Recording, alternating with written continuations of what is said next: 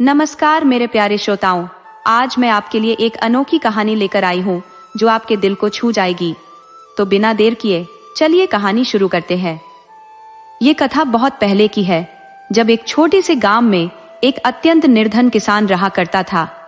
उसकी गरीबी इतनी थी कि दिन रात कठोर परिश्रम करने के बाद भी वह बड़ी मुश्किल से अपने परिवार के लिए एक वक्त का भोजन जुटा पाता। उसके पास एक ऊंट और एक ऊंटनी थी जो हर कठिनाई में उसका साथ देते। किसान इन्हीं के सहारे अन्य लोगों के खेतों में हल चलाता और मेहनत मजदूरी करके अपना गुजारा करता था। लेकिन एक दुर्भाग्यपूर्ण दिन ऊंट गंभीर बीमारी की चपेट में आ गया और काल के गाल में समा गया। ऊंटनी उस समय गर्भवती थी। ऊंट की मृत्यु और परिवार के लिए भोजन की चिंता ने किसान को गहरे विषाद में डाल दिया। फिर भी उसने हिम्मत नहीं हारी। उसने वर्षों से बंजर पड़े अपने खेत को ऊंटनी की मदद से जोतने का कठिन निर्णय लिया। ऊंटनी के सहारे उसने खेत में दिन रात पसीना बहाया और अपनी अथक मेहनत से फसल उगाने में कामयाब रहा। परंतु यह परिश्रम ऊंटनी की सेहत पर भारी पड़ा। गर्भवती होने के कारण उसका शरीर इतनी मेहनत सहन नहीं कर पाया और वह बीमार पड़ गई। कुछ समय बाद ऊंटनी ने एक सुंदर बच्चे को जन्म दिया, लेकिन जन्म के तुरंत बाद वह इस दुनिया से विदा हो गई। इस घटना ने किसान को पूरी तरह तोड़कर रख दिया। वह फूट फूट कर रोया और खुद को दोष देने लगा। उसे लगता था कि यदि उसने गर्भवती ऊंटनी से इतना कठिन परिश्रम नहीं करवाया होता तो शायद वह जीवित रहती। गांव वालों ने उसे समझाया कि मृत्यु जीवन की अपरिहार्य सच्चाई है और जो होना तय है वह होकर ही रहता है। धीरे धीरे किसान ने खुद को संभाला और कसम खाई कि वह ऊंटनी के बच्चे को अपने बेटे की तरह पालेगा। उसने ऊंट के बच्चे को बड़े स्नेह और जिम्मेदारी से पाला। वह उसे अपने बच्चे की तरह प्यार करता और उसका परिवार भी उस बच्चे को एक सदस्य की तरह मानने लगा।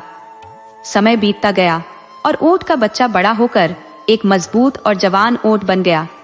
अब वह ऊंट किसान का हर कार्य संभालने में उसकी मदद करता। वह खेतों को जोतने, माल ढोने और अन्य कामों में पूरी लगन से सहयोग करता। गांव के लोग किसान और उसके ऊंट के बीच इस विशेष संबंध को देखकर अचंभित होते थे। किसान, जिसने अपनी कड़ी मेहनत और साहस से विपरीत परिस्थितियों को हराया, अपने जीवन की इस नई शुरुआत के लिए आभारी था। एक दिन किसान अपने ऊंट के साथ कहीं जा रहा था। मार्ग में रात गहराने लगी और सघन अंधकार छा गया। अचानक कुछ डाकुओं ने किसान को घेर लिया और उस पर आक्रमण कर दिया। तभी किसान का ऊंट अपनी फुर्ती और साहस का परिचय देते हुए आगे आया। ऊंट ने डाकुओं पर आक्रामक प्रहार किया और उन्हें वहां से भागने पर मजबूर कर दिया। ऊंट की इस अद्भुत वफादारी और बहादुरी ने किसान का हृदय और भी ज्यादा जीत लिया। अब किसान अपने ऊंट का पहले से भी अधिक ध्यान रखने लगा। वह ऊंट भी ऐसा मेहनती था कि दिन भर के श्रम के बाद भी कभी थकावट नहीं दिखाता था। उसकी मेहनत और निष्ठा के कारण किसान ने अच्छा पैसा कमाया और धीरे धीरे एक संपन्न व्यक्ति बन गया। यह ऊंट इतना समझदार था कि वह अपने मालिक की पगचाप से ही भांप लेता था कि अब उसे कौन सा कार्य करना है। जब गांव के सरपंच को इस असाधारण ऊंट के बारे में पता चला तो उसने उसे देखने की तीव्र इच्छा व्यक्त की और किसान के पास पहुंच गया। सरपंच ने जब ऊंट को देखा तो वह उसकी अद्वितीयता से प्रभावित हो गया। उसके मन में उस ऊंट को खरीदने की लालसा जाग उठी। उसने ऊंट की कीमत उस समय के किसी भी ऊंचे मूल्य से 700 गुना अधिक लगा दी। उस वक्त एक ऊंट की औसत कीमत मात्र 100 रुपये थी, पर सरपंच ने उसे 70,000 रुपये की पेशकश की। ये राशि उस दौर में बेहद विशाल मानी जाती थी, किंतु किसान ने यह प्रस्ताव ठुकरा दिया। उसने कहा, यह ऊंट कोई साधारण जानवर नहीं है, ये मेरा बेटा है, मेरी जान है। अगर आप पूरी दुनिया की दौलत भी मेरे सामने रखते तब भी मैं इसे बेचने के लिए तैयार नहीं हो सकता। किसान की यह बात उसके पुत्र ने सुन ली। पुत्र के मन में लालच ने जन्म लिया। उसने अपने पिता से कहा, पिताजी, आखिर यह ऊंट एक जानवर ही तो है।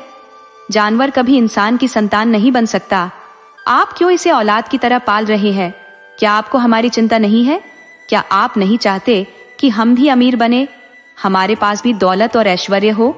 पुत्र की बात सुनकर किसान को गहरा आघात लगा। उसने गुस्से में बेटे को एक तमाचा जड़ते हुए कहा, आज तू जो यह चैन की रोटी खा रहा है वह इसी ऊंट की वजह से है। यह ऊंट नहीं होता तो आज तेरा पिता इस दुनिया में जिंदा नहीं होता। तू अगर धन और ऐशो आराम के पीछे भागना चाहता है तो भाग ले, लेकिन याद रख, अगर तूने मेरे इस बेटे, मेरे ऊंट को कोई नुकसान पहुंचाने की कोशिश की तो मैं तुझे कभी माफ नहीं करूंगा। किसान के इस दृढ़ संकल्प ने साबित कर दिया कि उसके लिए ऊंट महज एक जानवर नहीं बल्कि जीवन की अनमोल धरोहर था। इस बात को सुनकर बेटे के भीतर क्रोध की ज्वाला भड़क उठी। उसे महसूस हुआ कि उसके पिता ऊंट को उससे अधिक महत्व देते हैं। उसने ठान लिया कि वह इस ऊंट से प्रतिशोध लेकर रहेगा। समय बीतता गया। ऊंट अब बूढ़ा और अशक्त हो चुका था और किसान व उसकी पत्नी भी उम्र के पड़ाव पर आ पहुंचे थे। बेटा, जो अब युवा और ताकतवर हो चुका था, अपने भीतर ऊंट के प्रति गहरी नफरत और बदले की भावना लिए घूम रहा था। एक दिन बेटे ने कहा, पिताजी, बारिश हो रही है, मैं खेत जोतने जा रहा हूँ। पिता ने उसे समझाया, बेटा, खेत में कंकड़ पत्थर बहुत है, हमारा ऊंट अब कमजोर हो चुका है, यह इतना भार नहीं उठा पाएगा। लेकिन अब घर की बागडोर बेटे के हाथ में थी। सास ससुर जो वृद्ध हो चले थे बेटे की बात मानने लगे थे। उसने पिता से तर्क करते हुए कहा, यह जानवर अब किसी काम का नहीं रहा, इसे घर में रखने का क्या लाभ, यह केवल हमारा खर्चा बढ़ा रहा है, इसे या तो भगा दो या फिर मार डालो। ऊंट जो सदा से अपने मालिक को पिता के समान मानता था, सब कुछ सुन और समझ रहा था, लेकिन वह अपने स्वभाव में स्नेह और निष्ठा को बनाए रखे हुए था। वह खड़ा हुआ और खेत की ओर चल पड़ा। पिता ने उसे रोकने की कोशिश की, लेकिन उसकी आंखें भर आईं। वह जानता था कि ऊंट अब अशक्त था, फिर भी उसने कुछ नहीं कहा। बेटा, जिसने केवल ऊंट से प्रतिशोध लेने की ठान रखी थी, खेत में हल चलाने का बहाना लेकर पहुंच गया। उसने ऊंट को हल में जोत दिया और बारिश में पत्थरीली जमीन जोतनी शुरू कर दी। ऊंट जो अब बूढ़ा और कमजोर था, फिर भी अपनी पूरी ताकत लगाकर काम करने लगा। उसकी सांसें भारी हो रही थी, परंतु उसने रुकने का नाम नहीं लिया। बेटा जानबूझकर ऊंट पर चाबुक बरसाता रहा। उसे जमीन की कठोरता या ऊंट की हालत की परवाह नहीं थी।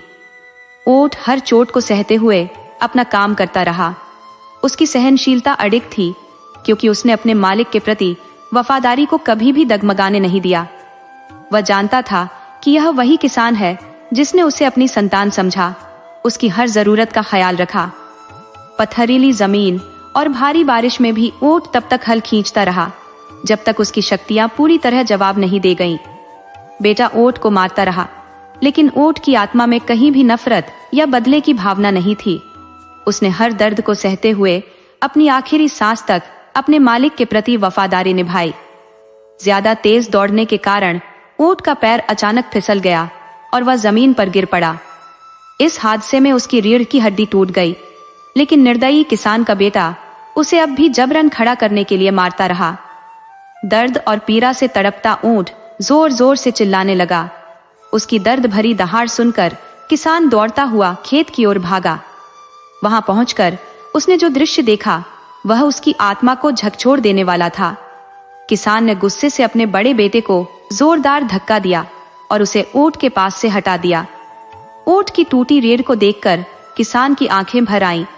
उसने अपने बेटे को कड़ी डांट लगाई और उसे बुरा भला कहने लगा। माँ भी यह सब देखकर फूट फूट कर रोने लगी। वह ऊंट को वहीं छोड़कर आ गया था, लेकिन किसान ने उसे किसी तरह सहारा देकर घर ले जाने का निर्णय लिया। ऊंट अब पूरी तरह अशक्त हो गया था। वह चलने फिरने तक में असमर्थ था और दर्द के मारे कभी कभी जोर से चिल्ला उठता। किसान उसकी हर संभव देखभाल करता, लेकिन ऊंट की हालत दिन ब दिन खराब होती जा रही थी। यह देखकर किसान का बेटा और अधिक खिन्न हो गया। वह ऊंट से छुटकारा पाने की ठान चुका था। एक दिन उसने घर की बंदूक उठाई और ऊंट को मारने के लिए निशाना साधने लगा, लेकिन तभी किसान ने यह देख लिया और बंदूक के सामने खड़ा हो गया। उसने कहा, अगर तू इसे मारना चाहता है तो पहले मुझे मार दे। मैं अपने बेटे के समान इस ऊंट को अपनी आंखों के सामने मरते हुए नहीं देख सकता। बेटा क्रोध में चिल्लाया, यह जानवर अब हमारे किसी काम का नहीं रहा। ये केवल खर्च बढ़ा रहा है और रात को शोर मचाकर हमारी नींद हराम कर देता है। अगर यह तुझे इतना ही प्रिय है तो इसे लेकर कहीं दूर चला जा, लेकिन इसे इस घर से निकाल, ये घर अब मेरा है।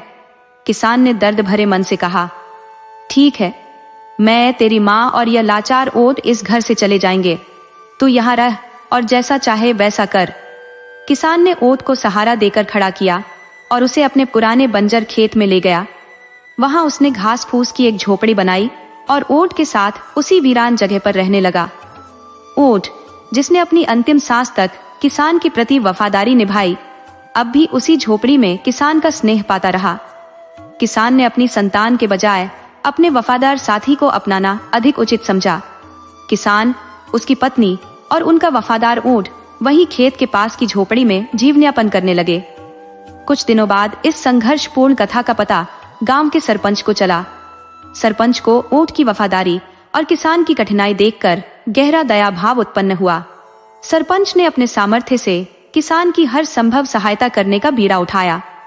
उसने शहर से एक कुशल पशु चिकित्सक को बुलाया जो ऊंट की बीमारी का इलाज करने लगा। पशु चिकित्सक ने भी पहले ऊंट की दशा देखकर कुछ मानसल स्वार्थ दिखाया, लेकिन सरपंच की सख्ती और नेक दिली के आगे झुकना पड़ा। सरपंच ने किसान को कुछ आर्थिक मदद भी प्रदान की, जिससे ऊंट का बेहतर इलाज और देखभाल संभव हो सकी। दिन रात के प्रयासों और उपचार के बाद ऊंट शीघ्र ही पूरी तरह स्वस्थ हो गया, मानो उसके शरीर में फिर से नया जीवन संचारित हो गया हो। ऊंट के स्वस्थ होने पर किसान ने सरपंच को हृदय से धन्यवाद दिया। उसने अब अपने पुराने जीवन को नए सिरे से शुरू किया, लेकिन ऊंट से अधिक श्रम लेने का विचार छोड़ दिया। किसान ने केवल उतना ही काम किया जिससे उसका घर चल सके। ऊंट अपनी असाधारण समझदारी और कुशाग्रता के लिए मशहूर हो गया। वह इंसानों की बातें सहजता से समझ लेता और उन्हें कार्य में परिणत कर देता। इस अद्वितीय गुण के कारण गांव के लोग उसे देखने और अपने छोटे मोटे काम करवाने किसान के पास आने लगे। ऊंट के इन कारनामों ने किसान की आर्थिक स्थिति को पहले से कहीं अधिक सुदृढ़ बना दिया। उस बेटे की दुर्गति तब शुरू हुई जब उसने अपने माता पिता और उनके वफादार ऊंट को घर से बाहर निकाल दिया। जब गांव वालों को यह ज्ञात हुआ कि उसने अपने बुजुर्ग माता पिता और उनके साथी ऊंट पर अत्याचार किया, तो समाज ने उसे बहिष्कृत कर दिया। वह जहां भी काम की तलाश में जाता, हर कोई उसे तिरस्कार पूर्वक भगा देता। उसकी इतनी दुर्दशा हो गई कि न तो उसे किसी से भोजन के लिए एक कौर भीख में मिलता और न ही कोई सहानुभूति। जो थोड़ी बहुत पूंजी उसने पहले संचित कर रखी थी, वह भी धीरे धीरे समाप्त हो गई। अब उसकी स्थिति इतनी दयनीय हो गई थी कि वह भूखों मरने के कगार पर पहुंच गया। जब उसे अपने कृत्य पर पछतावा हुआ, तो उसने अपने माता पिता से माफी मांगने का निर्णय किया। हिम्मत जुटाकर जब वह अपने माता पिता के पास पहुंचा, तो उसके पिता ने उसे कठोरता से घर से बाहर निकाल दिया। अपनी गलती का एहसास होते ही उसने अपने पिता के चरण पकड़कर रोते हुए माफी मांगी, लेकिन उसका पिता इस बार तनिक भी पिघला नहीं। ये दृश्य देखकर वफादार ऊंट, जो पूरे समय शांत खड़ा था, उसकी ओर बढ़ा और किसान के पास जाकर मानो उनसे बेटे को माफ करने की विनती करने लगा। ऊंट की वफादारी और प्रार्थना देखकर किसान का हृदय द्रवित हो गया। उसने अपने बेटे को माफ कर दिया और उसे घर में रहने की अनुमति दी। बेटे ने अपनी भूल के लिए माफी मांगी और वचन दिया कि वह आगे से सदा अपने माता पिता और ऊंट का सम्मान करेगा। धीरे धीरे परिवार में फिर से स्नेह और सौहार्द का वातावरण बनने लगा। ऊंट, जो कभी इस परिवार का तिरस्कृत सदस्य बन गया था, अब पुनः उसकी केंद्रीय धुरी बन गया। गांव के लोग ऊंट की समझदारी और वफादारी की चर्चा करते हुए उसे देखने के लिए किसान के घर पर आने लगे। इस कहानी से यह संदेश मिलता है कि जानवर अपनी वफादारी और सच्चाई से कभी विचलित नहीं होते, चाहे परिस्थितियां कैसी भी हो। उनकी निष्ठा इंसानों के लिए एक प्रेरणा है। अंततः परिवार प्रेम और एकता के साथ रहने लगा और उनका जीवन सुख शांति से भर गया। राधे राधे। यदि आपको यह कथा प्रेरणादायक लगी हो तो कृपया इसे दूसरों के साथ शेयर करें।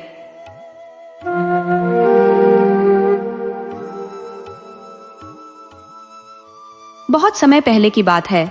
एक छोटे से गांव में दो भाई रहते थे। छोटे भाई का कोई वारिस नहीं था, लेकिन वह एक बड़ा व्यापारी था और बेहद समृद्ध जीवन जी रहा था। वहीं बड़ा भाई गरीब था और जैसे तैसे अपने परिवार का पालन पोषण कर रहा था। उसकी खुशी का मुख्य कारण उसके दो बेटे थे, हसन और हुसैन। जब गर्मियों के दिन आते और जंगलों में जंगली बेरें पकने लगती, तब हसन और हुसैन उन्हें चुनने निकल जाते। उनकी माँ उन बेरों को बाजार में बेचकर कुछ पैसा कमा लेती, जिससे परिवार का गुजारा होता था। एक दोपहर की बात है, जब वातावरण में गहरी शांति थी। सूरज की तेज रोशनी धरती को जला रही थी और धूप इतनी तीखी थी कि आंखों के सामने कुछ देख पाना भी कठिन था। हसन और हुसैन नदी के किनारे किनारे झाड़ियों से गुजरते हुए चल रहे थे।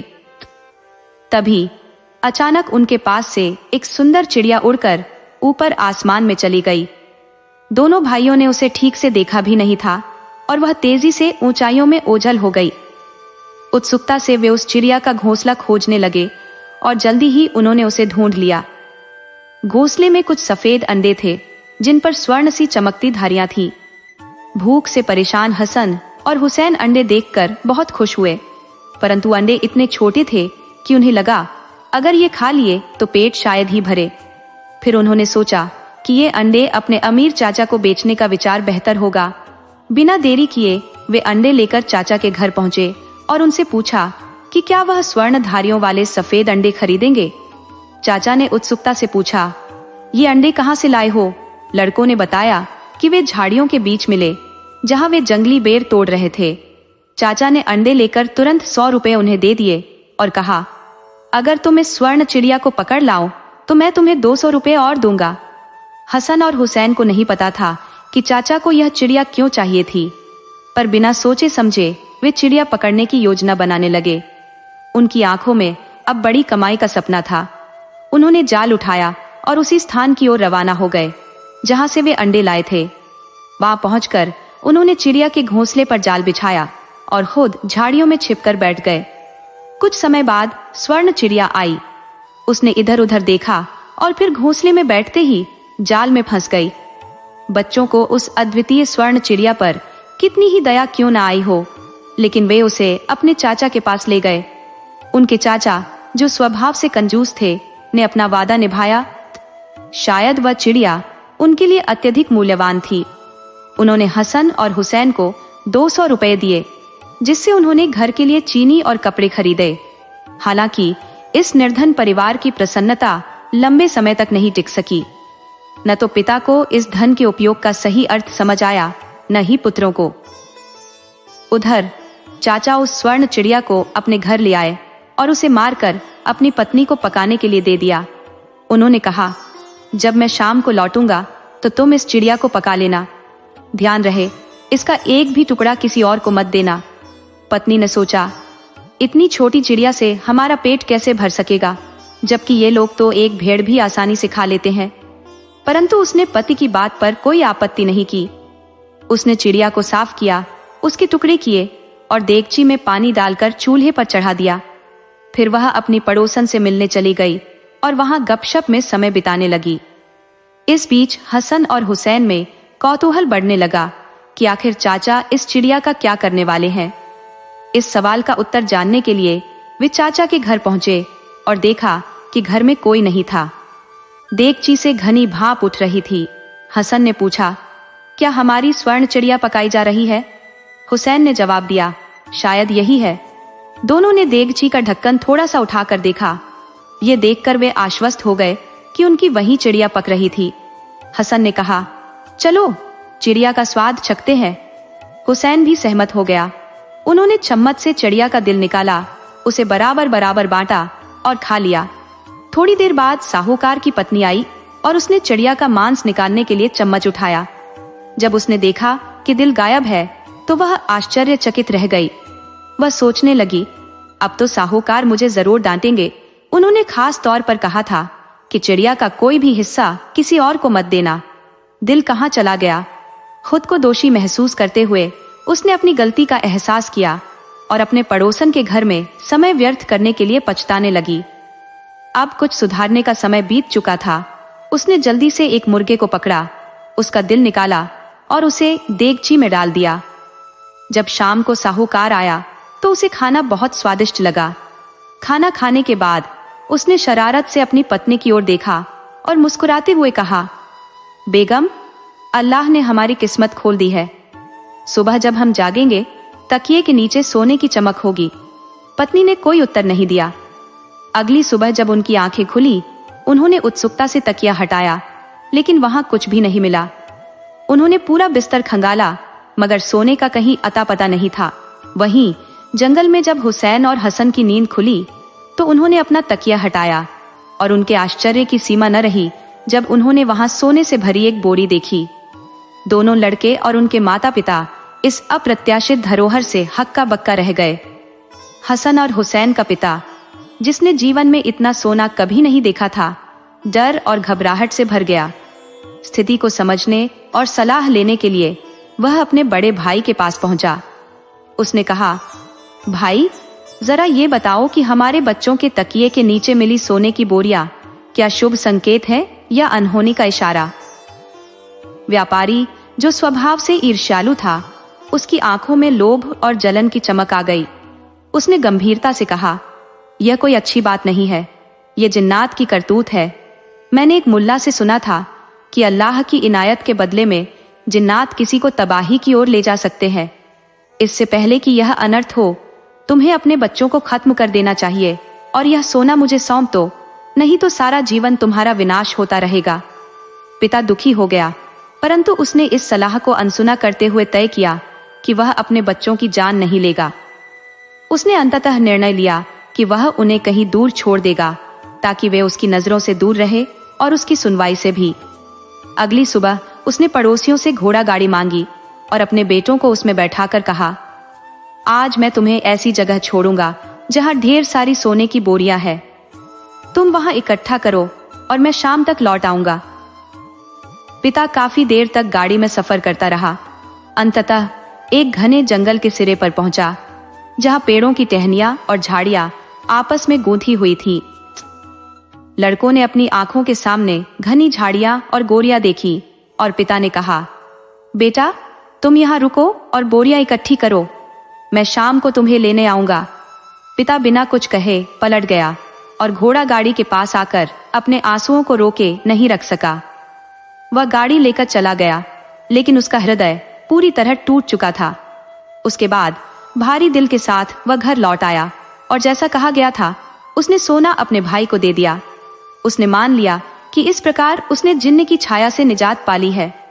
हसन और हुसैन दोनों भाई लंबे समय तक जंगल में भटकते रहे। वे लगातार लकड़ियां और अन्य साधन जुटाते रहे। उनकी पूरी बोरी भर गई थी, लेकिन वे अपने पिता की प्रतीक्षा में ठहर गए, लेकिन पिता वापस नहीं लौटा। इस प्रकार दोनों भाइयों को रात वहीं जंगल में बितानी पड़ी। सुबह जब उन्होंने आंखें खोली तो उन्होंने देखा कि उनके सिर के नीचे 2 भारी बोरियां भरी पड़ी थी, जो पूरी तरह से अशर्फियों से भरी थी। उन दोनों ने उन बोरियों को छुआ तक नहीं और जंगल में आगे बढ़ने लगे। रास्ते में उनकी मुलाकात एक घोड़े पर सवार बुजुर्ग शिकारी से हुई। शिकारी ने उनसे पूछा, कहाँ जा रहे हो बच्चों? दोनों ने एक स्वर में कहा, सलाम बाबा, हम अपने घर का रास्ता ढूंढ रहे हैं। शिकारी ने पूछा, क्या तुम जानते हो कि कहाँ जा रहे हो? बच्चों ने उत्तर दिया, नहीं, पर हम ऐसे व्यक्ति की खोज कर रहे हैं जिसके पास संतान न हो, ताकि हम उसकी संतान बन सके। शिकारी ने कहा, मेरे बच्चे नहीं है तो क्यों ना तुम मेरे बेटे बन जाओ। दोनों भाइयों ने सहमति जताई। शिकारी ने उन्हें अपने घोड़े पर बैठाकर कहा, यह घोड़ा तुम्हें मेरे घर तक पहुंचा देगा। हसन और हुसैन ने शिकारी को धन्यवाद दिया और कहा, जहां हम सो रहे थे वहां 2 बोरियां पड़ी हैं। शिकारी खुश हुआ और उन बोरियों को लेने चला गया। दोनों भाई लंबे समय तक उस बूढ़े शिकारी के साथ रहे, जो जंगल में जीवन जीने के अभ्यस्त थे। वे तीरंदाजी में माहिर हो गए और अनुभवी शिकारी बन गए।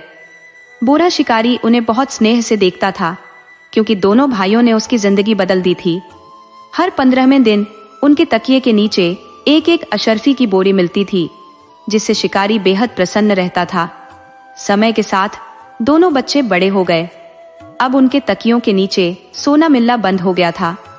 एक दिन वे काफी देर तक आपस में बातें करते रहे और अपने जीवन की सारी यादें ताजा की। किसी ने सच ही कहा है, कुत्ता कहीं भी क्यों न भटके, हमेशा वहीं लौटता है जहां उसे पहली बार हड्डी मिली हो, और इंसान भी हमेशा वहीं लौटने को व्याकुल रहता है जहां उसका जन्म हुआ होता है।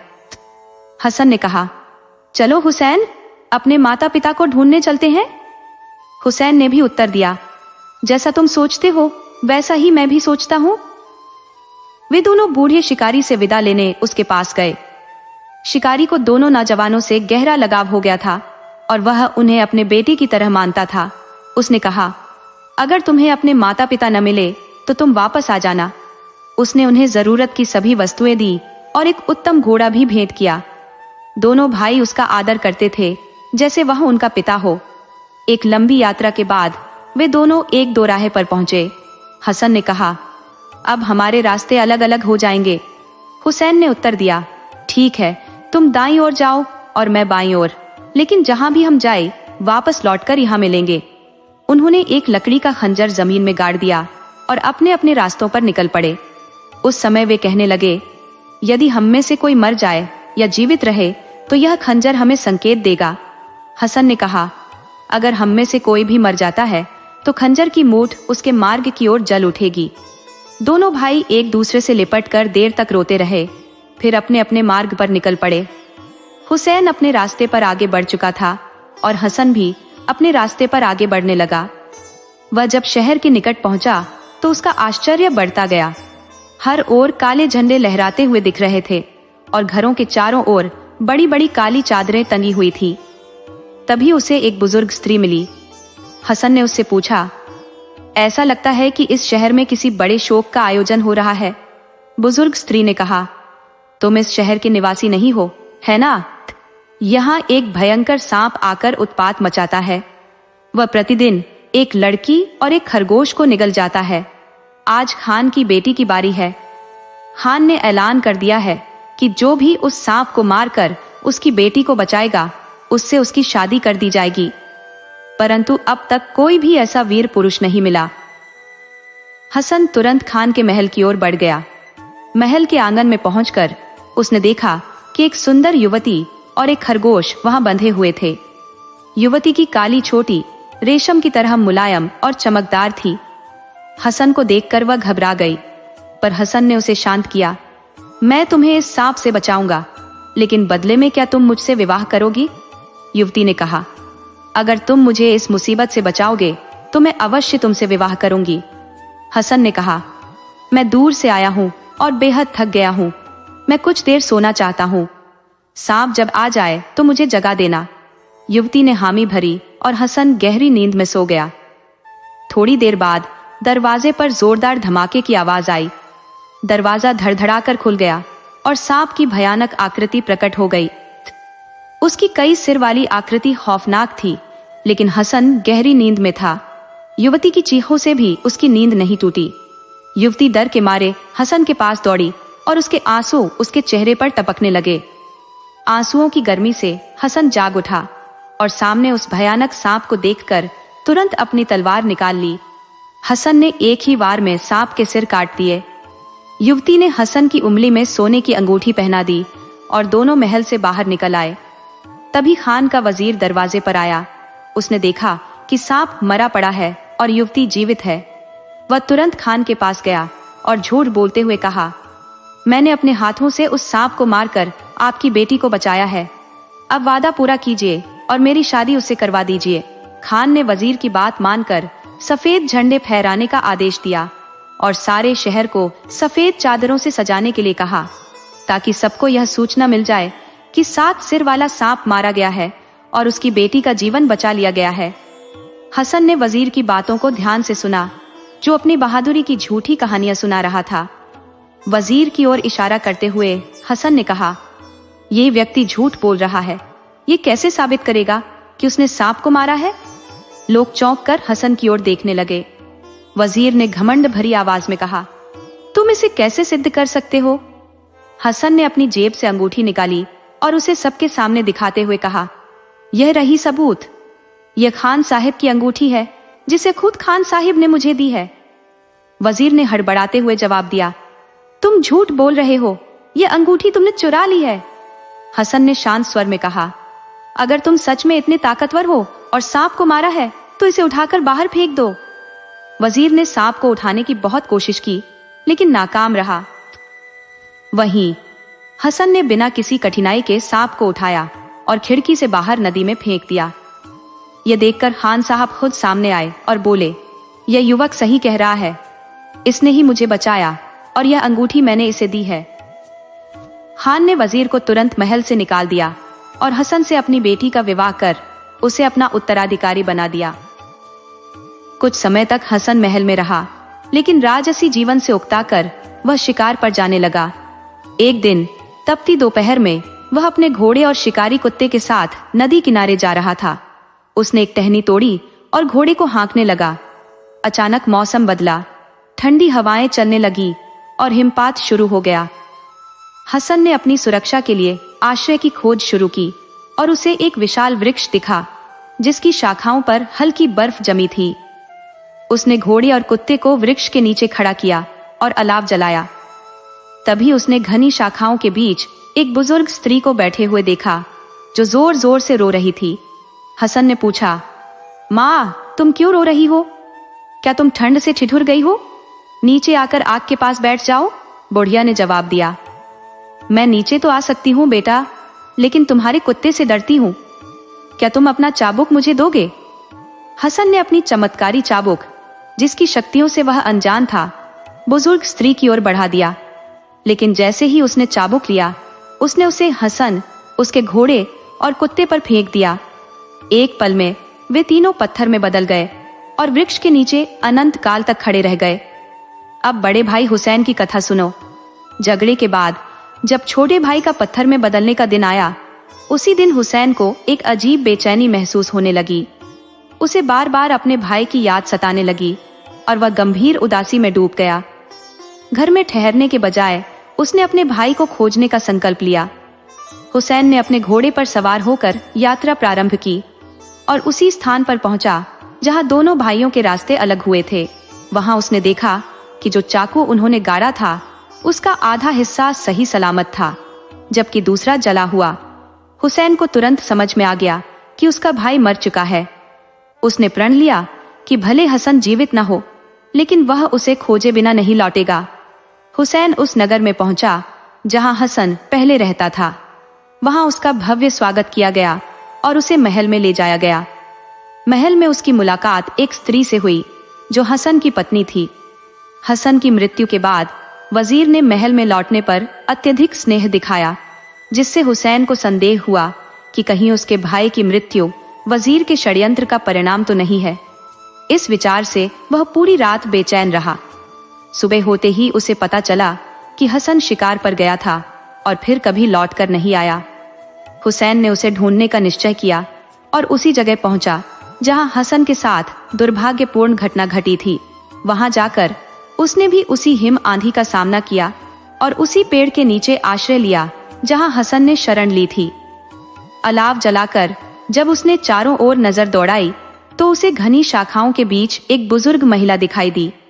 बुढ़िया ने नीचे उतरने की पेशकश की, लेकिन वह कुत्ते से डर रही थी। उसने हुसैन से छड़ी की मांग की, लेकिन हुसैन का दिमाग तेजी से काम कर रहा था। उसने बुढ़िया को छड़ी उठाने नहीं दी, बल्कि अपनी बंदूक निकाली और सख्ती से कहा, नीचे उतरो, नहीं तो गोली मार दूंगा। बुढ़िया घबराकर कांपते हुए नीचे आ गई। हुसैन ने उसकी ओर इशारा करके कहा, तुम्हें पता है मेरा भाई कहाँ है? बुढ़िया ने कांपते हुए उत्तर दिया, जिस पत्थर पर तुम बैठे हो वहीं तुम्हारा भाई है। वह आगे बताने लगी कि वजीर ने उसे हसन को यहाँ लाने और उसे छल से मारने का आदेश दिया था। मेरे ऊपर दया करो बेटा, और मैं तुम्हारे छोटे भाई को तुम्हारे पास लौटा दूंगी। बुढ़िया ने गुहार लगाई। इसके बाद उसने उस वृक्ष की शाखाओं में छिपाई जादुई छड़ी निकाली और उसे हुसैन की ओर बढ़ाया। हुसैन ने वही किया जो उसे करने के लिए कहा गया था, और क्षण भर में जिस पत्थर पर हुसैन बैठा था वहां अब हसन मौजूद था। भाइयों का पुनर्मिलन वर्णन करना कठिन है। इतने लंबे समय के बाद मिलना उनके लिए एक अवर्णनीय खुशी का क्षण था। हुसैन अपने भाई हसन को लेकर महल में लौटा, जहां उनकी वापसी ने खान परिवार को आश्चर्यचकित कर दिया। वे खुशियों से झूम उठे, लेकिन जैसे ही उन्हें यह पता चला कि जिस वजीर पर वे आंख मूंद कर भरोसा कर रहे थे वही उनके घर को बर्बाद कर रहा था, खान का गुस्सा फूट पड़ा। उन्होंने वजीर को सख्ती से दंडित किया और उसे काल कोठरी में बंद करवा दिया। कई दिनों तक हुसैन अपने भाई हसन के साथ महल में रहा। एक दिन उसने हसन को याद दिलाया, क्या तुम्हें याद है भाई, जब हम बड़े शिकारी के घर में थे तब तुमने मुझसे क्या कहा था? हमारा असली उद्देश्य अपने माता पिता को ढूंढना था, लेकिन वह कार्य अभी तक अधूरा है। हमें अब उनका पता लगाने के लिए निकलना चाहिए। अगर हमें अपने माता पिता को जीवित देखना है तो इसमें और देर नहीं करनी चाहिए। हसन ने इस बात पर सहमति जताई और दोनों भाइयों ने तुरंत यात्रा की तैयारी कर ली। वे पहले व्यापारी काफिले के साथ यात्रा पर निकल पड़े और त्योहार के दिन वे अपने शहर के प्रमुख बाजार में पहुंच गए। वहां उन्हें उनका चाचा मिला, जो एक धनी व्यापारी था। चाचा ने उन्हें तुरंत नहीं पहचाना, लेकिन जब हुसैन और हसन ने अपना परिचय दिया तो वह उनकी तारीफों में लग गया और उनके हाथ चूमने लगा। उन्होंने अपने चाचा से तुरंत पूछा, हमारे माता पिता कहाँ हैं? चाचा ने कहा, वे इसी शहर में है, पर तुम बूढ़े माँ बाप को ढूंढकर क्या करोगे? इतने समय से उनकी कोई खोज खबर नहीं ली गई है और अब वे किस हाल में होंगे? तुम तो अब इतने धनी लगते हो। लेकिन हसन और हुसैन ने अपनी जिद जारी रखी और लोगों से अपने माता पिता के बारे में पूछताछ करने लगे। किसी ने उन्हें एक पुरानी जर्जर झोपड़ी की ओर इशारा किया, जो नासिर जेल के पास थी, जिसकी खिड़कियां भी नहीं थी। अंधेरे के कारण देख पाना मुश्किल था कि भीतर कौन है। आग जलाकर उन्होंने देखा कि उनके अंधे माता पिता फटे पुराने कपड़ों में उसी झोपड़ी में कैद थे। माँ, अब्बा, आपको क्या हो गया? हसन और हुसैन ने जोर से चीखते हुए कहा। अब वह आवाज सुनकर फूट फूट कर रोने लगे। पिता घबराहट और खुशी के मिश्रित भाव में हाथ उठाते हुए बोले, क्या यह सच है? दुनिया में सच में ऐसा होता है? क्या कोई खास वजह है जो हमें तलाश रहा है? क्या मेरे बेटे सच में हमें ढूंढते हुए यहाँ आए हैं? हसन और हुसैन ने अपने माता पिता को पूरी दास्तान सुनाई कि उन्होंने कहां कहां भटकते हुए अपना सफर तय किया, उन्होंने क्या अनुभव किया, क्या देखा और आखिरकार कैसे माता पिता के पास वापस पहुंचे। अब्बा, आपने हमें जंगल में क्यों छोड़ दिया था? क्या सोने के लालच में ऐसा किया? दोनों भाइयों ने पिता से प्रश्न किया। आप हमें लेने क्यों नहीं आए? अगर आप आ गए होते तो शायद हमारे पास और भी सोना होता। हुसैन ने भी पिता पर ताना मारा। पिता ने रोते हुए जवाब दिया, बच्चों, मैं तुमसे कुछ भी छीनने की कोशिश नहीं कर रहा था। तुम्हारे चाचा ने कहा था कि अल्लाह की मर्जी है कि मुझे सोना दे दिया जाए और तुम दोनों को मार डालने का आदेश है, क्योंकि तुम पर जिन्न सवार है। तुमसे अलग होने के बाद हमने बहुत कठिनाइयां झेली। तुम देख ही रहे हो हम किस प्रकार जी रहे हैं। तुम्हारे चाचा ने हमारी किसी तरह की मदद नहीं की और हमारी सबसे बड़ी सजा यह रही कि हम तुम्हें देख भी नहीं सकते। ये कहते हुए बूढ़े पिता मौन हो गए। हसन और हुसैन तुरंत बाहर भागे और अपने चाचा को खोज निकाला। उन्होंने उसे पकड़कर एक सूखे कुएं में फेंक दिया और कहा, तुमने हमारे माता पिता को जितनी तकलीफ दी है, ये उसकी सजा है। हसन और हुसैन हंसते हुए घर लौटे और देखा कि उनके माता पिता दरवाजे के बाहर खड़े उनकी वापसी की प्रतीक्षा कर रहे थे। उन्हें देखकर भाइयों को अचंभा हुआ, लेकिन बाद में समझ में आया कि यह सब उस जादुई छड़ी का चमत्कार था। इसके बाद बड़े भाई हुसैन और छोटे भाई हसन ने अपने माता पिता को अपने साथ रखना शुरू किया। माता पिता बहुत खुश थे और पूरा परिवार सुख और शांति के साथ रहने लगा। अब उनकी जिंदगी में सबसे बड़ी खुशी यह थी कि वे सभी एक साथ थे और उनके माता पिता अब सब कुछ देख सकते थे।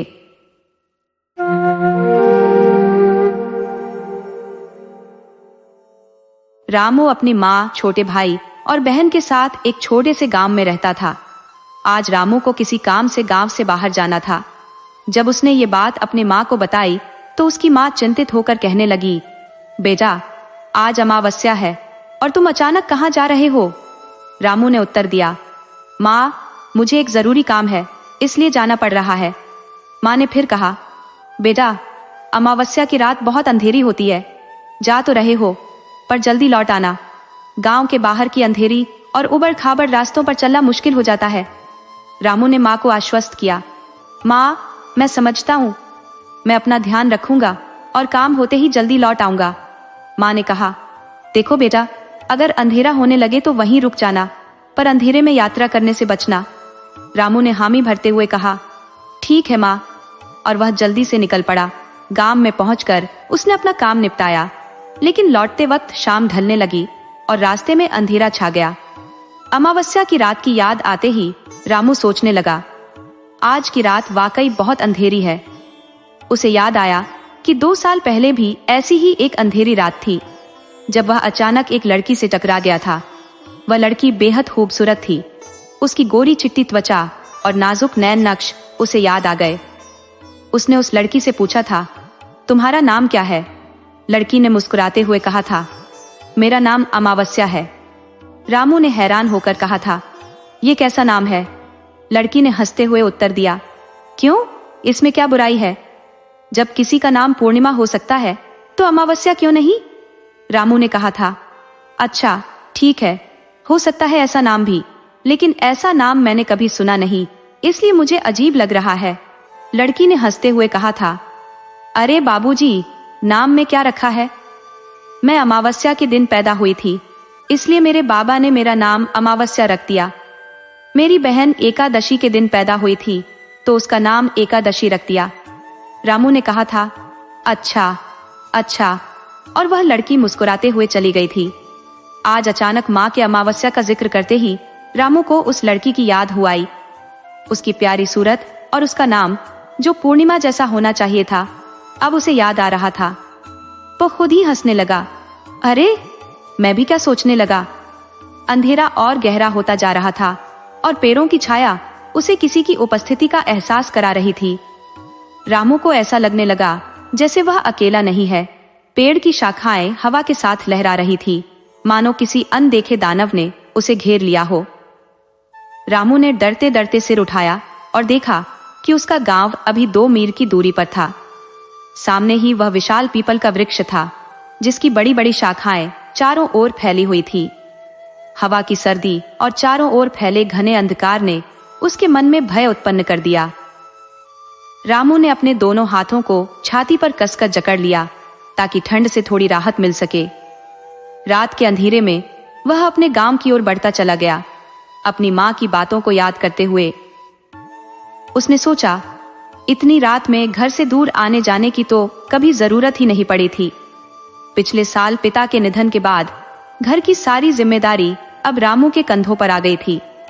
उसके छोटे भाई बहन और माँ की देखभाल का भार भी उसी पर था। पिता ने अपने पीछे एक छोटा सा खेत और कुछ बैल छोड़ दिए थे, जो उनकी जीविका का साधन थे। गांव शहर से काफी दूर था और वहां अब तक नए उपकरणों की सुविधा भी नहीं पहुंची थी। गांव में केवल बड़े ठाकुर के पास ही एक ट्रैक्टर था, जो उनकी निजी संपत्ति थी।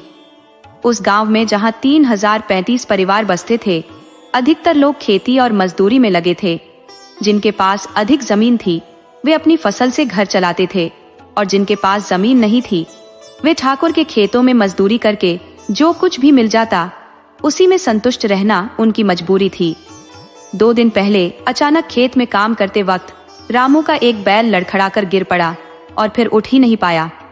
अब एक बैल के बिना खेती करना नामुमकिन हो गया था।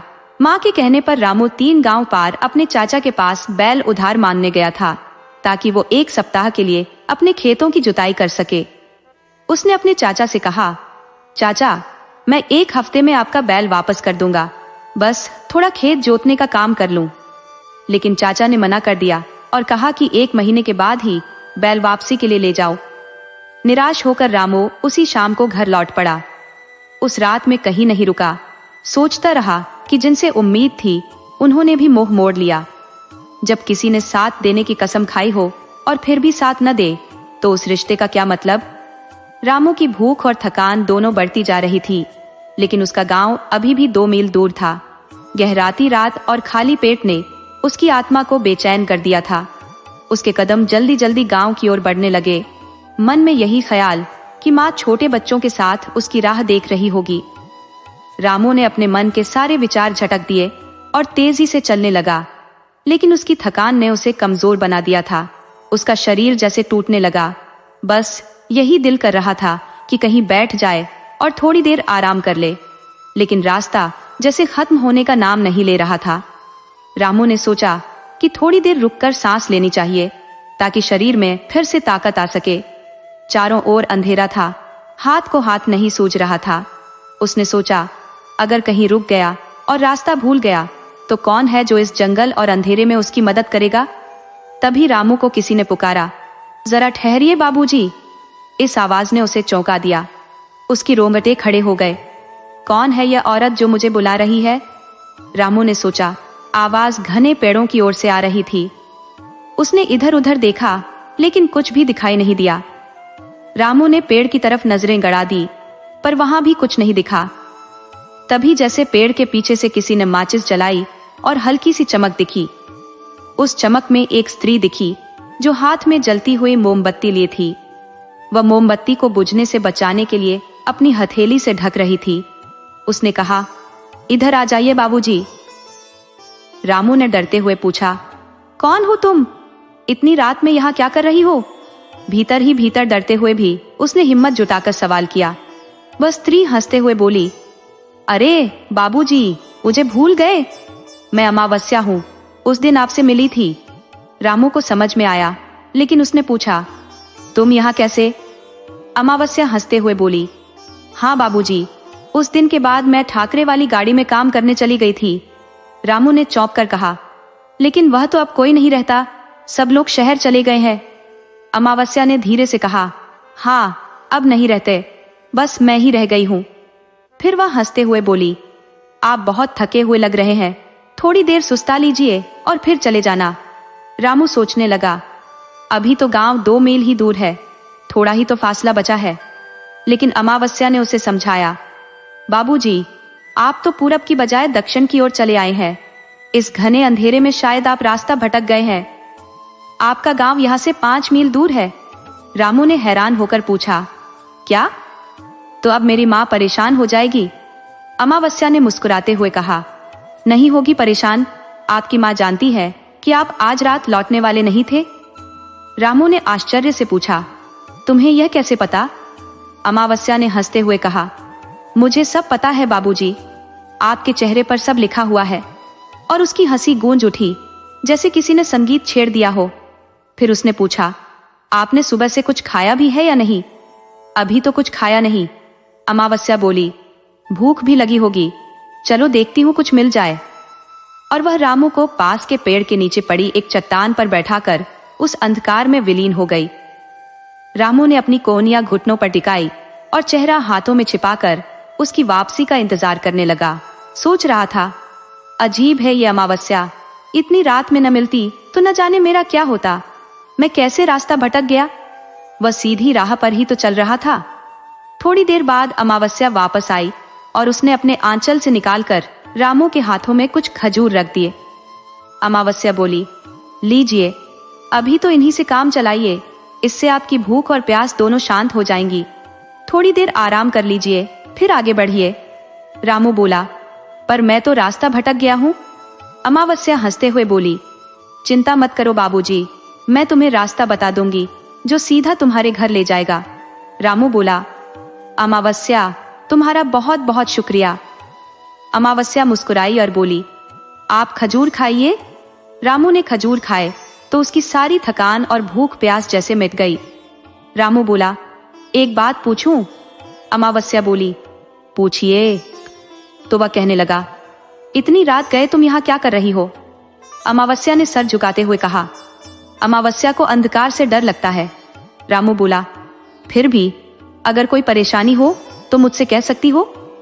अमावस्या हिचकिचाते हुए बोली, अच्छा, और उसने कुछ सोचते हुए चुप्पी साध ली। रामू ने महसूस किया कि वह कुछ कहना चाह रही थी पर कह नहीं पा रही थी। थोड़ी देर बाद रामू ने फिर पूछा, कोई परेशानी है तुम्हें? बताओ, मैं मदद करूंगा। अमावस्या ने धीरे से कहा, आप मेरी मदद करेंगे? और उसने रामू की आंखों में झांकते हुए कहा। रामू बोला, क्यों नहीं करूंगा, तुमने मेरी मदद की है तो मैं भी तुम्हारे लिए जो कर सकूंगा करूंगा। अमावस्या बोली, वादा करते हो? रामू बोला, पक्का वादा। अमावस्या मुस्कुराते हुए बोली, ठीक है, चलिए फिर मैं आपको रास्ता बता देती हूँ। अचानक वह उठ खड़ी हुई और आगे बढ़ने लगी। रामू ने कहा, लेकिन तुम्हारा काम? अमावस्या बोली, वो बाद में, जब आप मेरी मदद करने के लिए तैयार हो तो मुझसे मिल लीजिएगा, लेकिन अभी तुम्हारा घर पहुंचना जरूरी है। रामू बोला, लेकिन मैं तो तुम्हारा घर जानता नहीं, फिर कैसे मदद करूंगा? अमावस्या बोली, मैं यहीं तुम्हारा इंतजार करूंगी, अगली अमावस्या को आना, ठीक है? रामू बोला, हाँ जरूर आऊंगा, तुम्हारी मदद करके मुझे खुशी मिलेगी। अमावस्या बोली, अपना वादा याद रखना बाबूजी। रामू बोला, बिल्कुल, लेकिन मुझे अमावस्या नाम थोड़ा अटपटा लगता है, इसलिए मैं तुम्हें अम्मू कहूंगा। अमावस्या हंसते हुए बोली, ठीक है, जो कहो कह लो, अब उठो, चलो मैं तुम्हें रास्ता बता दूं, मुझे भी जाना है। रामू तुरंत उठ खड़ा हुआ और उसके पीछे चल पड़ा। कुछ दूर चलने के बाद एक मोड़ पर पहुंचकर अमावस्या ने एक रास्ते की ओर इशारा करके कहा, देखिए बाबूजी, ये सीधा रास्ता तुम्हें तुम्हारे घर तक ले जाएगा, जाओ और अपना वादा याद रखना। इतना कहकर उसने हाथ जोड़ लिए और रामू उसके बताए रास्ते पर बढ़ गया। कुछ ही देर में पूर्व दिशा में हल्की लालिमा दिखाई देने लगी। सूरज उगने वाला था। लगभग 1 घंटे में रामू अपने घर पहुंच गया। माँ ने रामू से पूछा, क्या हुआ बेटा, चाचा ने बैल देने से मना कर दिया? रामू बोला, हाँ माँ ने कहा, कोई बात नहीं बेटा, चिंता मत करो, हमारा बैल ठीक हो गया है। रामू ने हैरानी से पूछा, लेकिन कैसे? माँ ने कहा, बेटा, हम तो उसे मरणासन हालत में वहीं छोड़ आए थे। रात को अचानक मुझे लगा कि वह बेचारा भूखा प्यासा पड़ा होगा, तो मैंने सोचा कम से कम उसे पानी तो पिला दूं।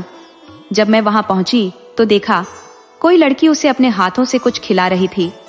मुझे देखकर वह लड़की दक्षिण दिशा की ओर चली गई। रामू ने पूछा, फिर क्या हुआ? माँ बोली, मैं उसके पास गई, तब वह कुछ खा रहा था। उसने मुझसे खींचकर पूरी बाल्टी का पानी पी लिया, फिर जोर से हिनहिनाया और खड़ा हो गया। रामू ने हैरान होकर पूछा, माँ ये क्या कह रही हो? रामू की माँ ने कहा, हाँ बेटा, ये सब राम जी की कृपा है। हमने तो सोचा था कि हमारा बैल गया, अब कोई उम्मीद नहीं बची, लेकिन किसी देवी की दया से हमारे बैल को जीवन दान मिल गया है। रामू अपनी माँ के साथ बैलों के छप्पर में गया और देखा कि दोनों बैल चारा खा रहे थे। उसकी खुशी का ठिकाना नहीं रहा। भगवान ने उसे ऐसे भयंकर संकट से बचा लिया था। अब वह समय पर अपनी खेती का काम पूरा कर सकेगा। 1 महीने का वक्त कैसे बीत गया, रामू को इसका पता ही नहीं चला। खेतों में फसलें लहराने लगी थी और धरती पर हरी चादर बिछ गई थी। चारों ओर जैसे खुशियां नाच रही थी। तभी रामू ने अपनी माँ से पूछा, माँ आज कौन सी तिथि है? उसकी माँ बोली, बेटा आज 13 है, कल चतुर्दशी और परसों अमावस्या है। लेकिन तुम क्यों पूछ रहे हो? रामू ने कहा, कुछ नहीं माँ, बस ऐसे ही पूछ लिया। कहकर उसने बात टाल दी। लेकिन उसे परसों की अमावस्या याद आ गई, जब अमावस्या ने उसे बुलाया था। रामू ने सोचा, चलो आज ही उससे मिलने चलते हैं, और उसने अपनी साइकिल उठाई। उसे जाने के लिए तैयार देखकर उसकी माँ ने पूछा, अरे बेटा कहाँ जा रहे हो? रामू ने कहा, माँ एक दोस्त से मिलने जा रहा हूँ, वह तीसरे गांव में रहता है, अब निकलूंगा तो शाम तक लौट आऊंगा। उसकी माँ ने कहा, तो कम से कम खाना तो खा लो बेटा, सब्जी रोटी तैयार है, खाली पेट कहीं नहीं जाते। माँ की बात मानकर रामू रुक गया और खाना खा लिया। खाना खाकर जब वह घर से निकला तो दोपहर ढलने वाली थी। जल्दी जल्दी साइकिल चलाते हुए वह उसी ओर बढ़ चला जहां उसकी अमावस्या से मुलाकात हुई थी। उसे नहीं पता था कि वह उसे कहां ढूंढेगा, लेकिन उसने सोचा, उसने बताया था कि वह पुरानी घड़ी वाले घर में काम करती है। सारे लोग गांव छोड़कर चले गए हैं, लेकिन वह वहीं रह रही है, वहीं मिलेगी। 1.5 घंटे बाद उसे वह पुरानी इमारत दिखाई दी। वह इमारत अब बस नाम की घड़ी थी। यह एक बड़ा और पुराने जमाने का मकान था, जिसमें कई कमरे थे। चारों ओर सहन बना था और सामने बड़ा सा लकड़ी का दरवाजा था। कमरों के दरवाजे और खिड़कियां सही सलामत थे, लेकिन चारों ओर झाड़ झंखाड़ उग आए थे, जिससे वह जगह भूतिया लग रही थी। दीवारों का रंग उड़ चुका था, खिड़कियों के कुछ कांच टूट चुके थे और ऐसा लग रहा था जैसे यहाँ कोई भयंकर तूफान गुजरा हो। पिछले 5-7 वर्षों से यह इमारत वीरान पड़ी थी। रामू सोचने लगा, इस वीरान इमारत में अमावस्या अकेली कैसे रहती होगी। उसने चारों ओर घूमकर इमारत का मुआयना किया, लेकिन कुछ समझ नहीं आया तो लौटने की सोचने लगा। तभी उसकी नजर इमारत के बाहर एक घने पेड़ पर पड़ी, जिसके तने के पास एक पत्थर रखा हुआ था। यही वह जगह है जहां उस रात मैं अमावस्या से मिला था, उसने सोचा। उसने पत्थर के पास जाकर ध्यान से देखा तो उसे वहां कुछ खजूर के बीज भी दिखाई दिए। उसने खुद से कहा, हाँ, यही वह जगह है, यहीं बैठकर मैंने खजूर खाए थे। ये सोचते ही उसका डर जाता रहा और वह निश्चित हो गया। अब उसे वह वातावरण सामान्य लगने लगा जो पहले उसे डरा रहा था। उसने सोचा, 5-6 साल से जिस घर की देखभाल न हुई हो उसका ऐसा ही हाल होता है। बेचारी अमावस्या अकेली क्या क्या करे। इतनी बड़ी इमारत की देखभाल उसके बस की बात नहीं है। इसके लिए तो कम से कम 4-5 नौकर होने चाहिए। अब उसने अंदर जाने का फैसला किया। इमारत का दरवाजा मजबूती से बंद था। बहुत कोशिश करने पर भी जब दरवाजा नहीं खुला तो रामू ने अपनी साइकिल पेड़ के तने से टिका दी और उसी पेड़ पर चढ़ गया। पेड़ की मोटी डाल के सहारे वह इमारत की 4 दीवारी पार करके अंदर आ गया। अंदर आकर उसने चारों ओर देखा और आवाज लगाई, अमावस्या, अमावस्या, कहाँ हो? लेकिन कोई उत्तर नहीं मिला। उसकी अपनी आवाजें गूंजकर उसके कानों में टकराने लगी। कई बार आवाज देने पर भी जब कोई उत्तर नहीं मिला और अमावस्या कहीं नजर नहीं आई तो उसने इमारत के आसपास बने कमरों में जाकर देखना शुरू किया। उसे यह देखकर बहुत आश्चर्य हुआ कि कमरों के दरवाजे कुंडी लगाकर बंद किए गए थे। कई कमरों में देखने के बाद भी उसे कहीं किसी के रहने का कोई संकेत नहीं मिला। रामू को अचानक याद आया कि उसने गाड़ी के पीछे कुछ छोटे छोटे कमरे देखे थे। शायद यही वे कमरे हैं जो नौकरों के लिए बने थे। अगर अमावस्या यहाँ रहती तो यही कहीं मिल सकती है। वह अभी शायद बाहर गई होगी। चलो चलकर देखना चाहिए। रामू गाड़ी के पीछे बने कमरों तक पहुंच गया। वे कुल 3 कमरे थे। हर कमरे में एक खिड़की और एक दरवाजा था। सभी दरवाजे बाहर से बंद थे। थोड़ा तलाशने पर उसे एक कमरे में जनाना कपड़े और लगभग 178 साल की बच्ची के वस्त्र मिले। कमरा बहुत गंदा था, जैसे बरसों से उसकी सफाई न की गई हो। ये कपड़े शायद अमावस्या और उसकी छोटी बहन एकादशी के होंगे, उसने सोचा। लेकिन कमरे की हालत देखकर उसका मन उलझ गया। क्या वे यहाँ नहीं रहती? और अगर नहीं रहती तो ये कमरा इतना गंदा क्यों है? रामू का दिमाग पूरी तरह चकरा गया। जब उसे कुछ समझ नहीं आया तो उसने घर वापस लौटने का फैसला किया। अब तो अंधेरा भी होने को था और ऐसे में यहाँ और रुकने का कोई मतलब नहीं था। जिस तरह वह गाड़ी के अंदर आया था उसी तरह बाहर की दीवार पार कर पेड़ से उतरकर उसने अपनी साइकिल उठा ली और अपने घर की ओर चल पड़ा। उसने तय किया कि वह अगले दिन फिर यहाँ आएगा। आखिर अमावस्या ने उसे बुलाया था तो उसी दिन उसकी प्रतीक्षा करेगी। शायद इस वीराने से डरकर अमावस्या अपने बहन के साथ कहीं और चली गई हो। उसके दिमाग में यही विचार चल रहे थे। ऐसे भूतिया माहौल में कोई अकेली औरत, और वह भी एक छोटी बच्ची के साथ, कैसे रह सकती है? ये सवाल उसके मन में उमड़ रहे थे। अपने विचारों में डूबा हुआ रामू घर लौट आया। उसे गंभीर और गुमसुम देखकर उसकी माँ ने पूछा, मिल गया बेटा दोस्त? रामू ने जवाब दिया, नहीं माँ, आज तो वैसे ही रह गया। कल घर में ही रहूंगा और फिर देखूंगा। इतना कहकर वह अपने कमरे में चला गया। अमावस्या के दिन शाम होने से पहले ही रामू साइकिल लेकर फिर से चल दिया, उसी जगह की ओर जहां वह पिछली बार गया था। अंधेरा होते होते वह निर्धारित स्थान पर पहुंच गया और वहीं पत्थर पर बैठकर इंतजार करने लगा। पता नहीं अमावस्या आएगी या नहीं और कब तक आएगी, लेकिन वादा तो पूरा करना ही होगा, उसने सोचा। इंतजार के अलावा उसके पास और कोई चारा भी नहीं था। दुनिया में शायद सबसे उबाऊ काम किसी का इंतजार करना ही होता है। बैठे बैठे वह ऊबने लगा और उसके विचार भी बेकाबू होकर इधर उधर भटकने लगे। वहां का माहौल भी अब उसे डरावना लगने लगा। चारों ओर सन्नाटा पसरा था और पेड़ों की हिलती डालियां उसे भयभीत करने लगी थी। अगर कहीं कोई पत्ता भी खड़खड़ाता या कोई पक्षी भी उड़ता तो उसका दिल तेजी से धड़क उठता। इस डरावनी स्थिति से बचने के लिए उसने पेड़ के तने पर सिर टिकाकर आंखें बंद कर ली और अपने विचारों को घर की ओर मोड़ लिया। माँ क्या कर रही होगी? शायद उसने मुझे सुला दिया होगा और अब चूल्हे के आगे बैठी होगी जैसे वह हमेशा करती है। अपने विचारों में खोया हुआ रामू कब सो गया उसे पता ही नहीं चला। तभी एक मीठी सी आवाज ने उसे जगाया। बाबूजी, सो गए क्या? रामू ने चौंक कर कहा। अरे, आ गई तुम अमावस्या? वह बोली। हाँ बाबूजी, मैं बहुत देर से इंतजार कर रही थी। शायद रास्ता भटक गए होंगे, इसलिए जल्दी आ गए थे। रामू ने कहा। हाँ, अंधेरा होने पर डर लग रहा था, इसलिए जल्दी आ गया। लेकिन तुम परसों भी आई थी ना? अमावस्या ने मुस्कुराते हुए कहा। हाँ बाबूजी, तुम जानते हो कहाँ आती हो। मैंने तुम्हें बहुत ढूंढा, लेकिन तुम नहीं मिले तो मैं लौट गई। रामू ने कहा। अच्छा, और बताओ, तुम यहाँ अकेली क्यों रहती हो? अमावस्या, जब यहाँ कोई नहीं रहता तो तुम्हें भी यहाँ नहीं रहना चाहिए। रामू ने जब अमावस्या से पूछा कि वह कहाँ जाएगी, तो अमावस्या ने धीरे से कहा, मैं कहाँ जाऊं?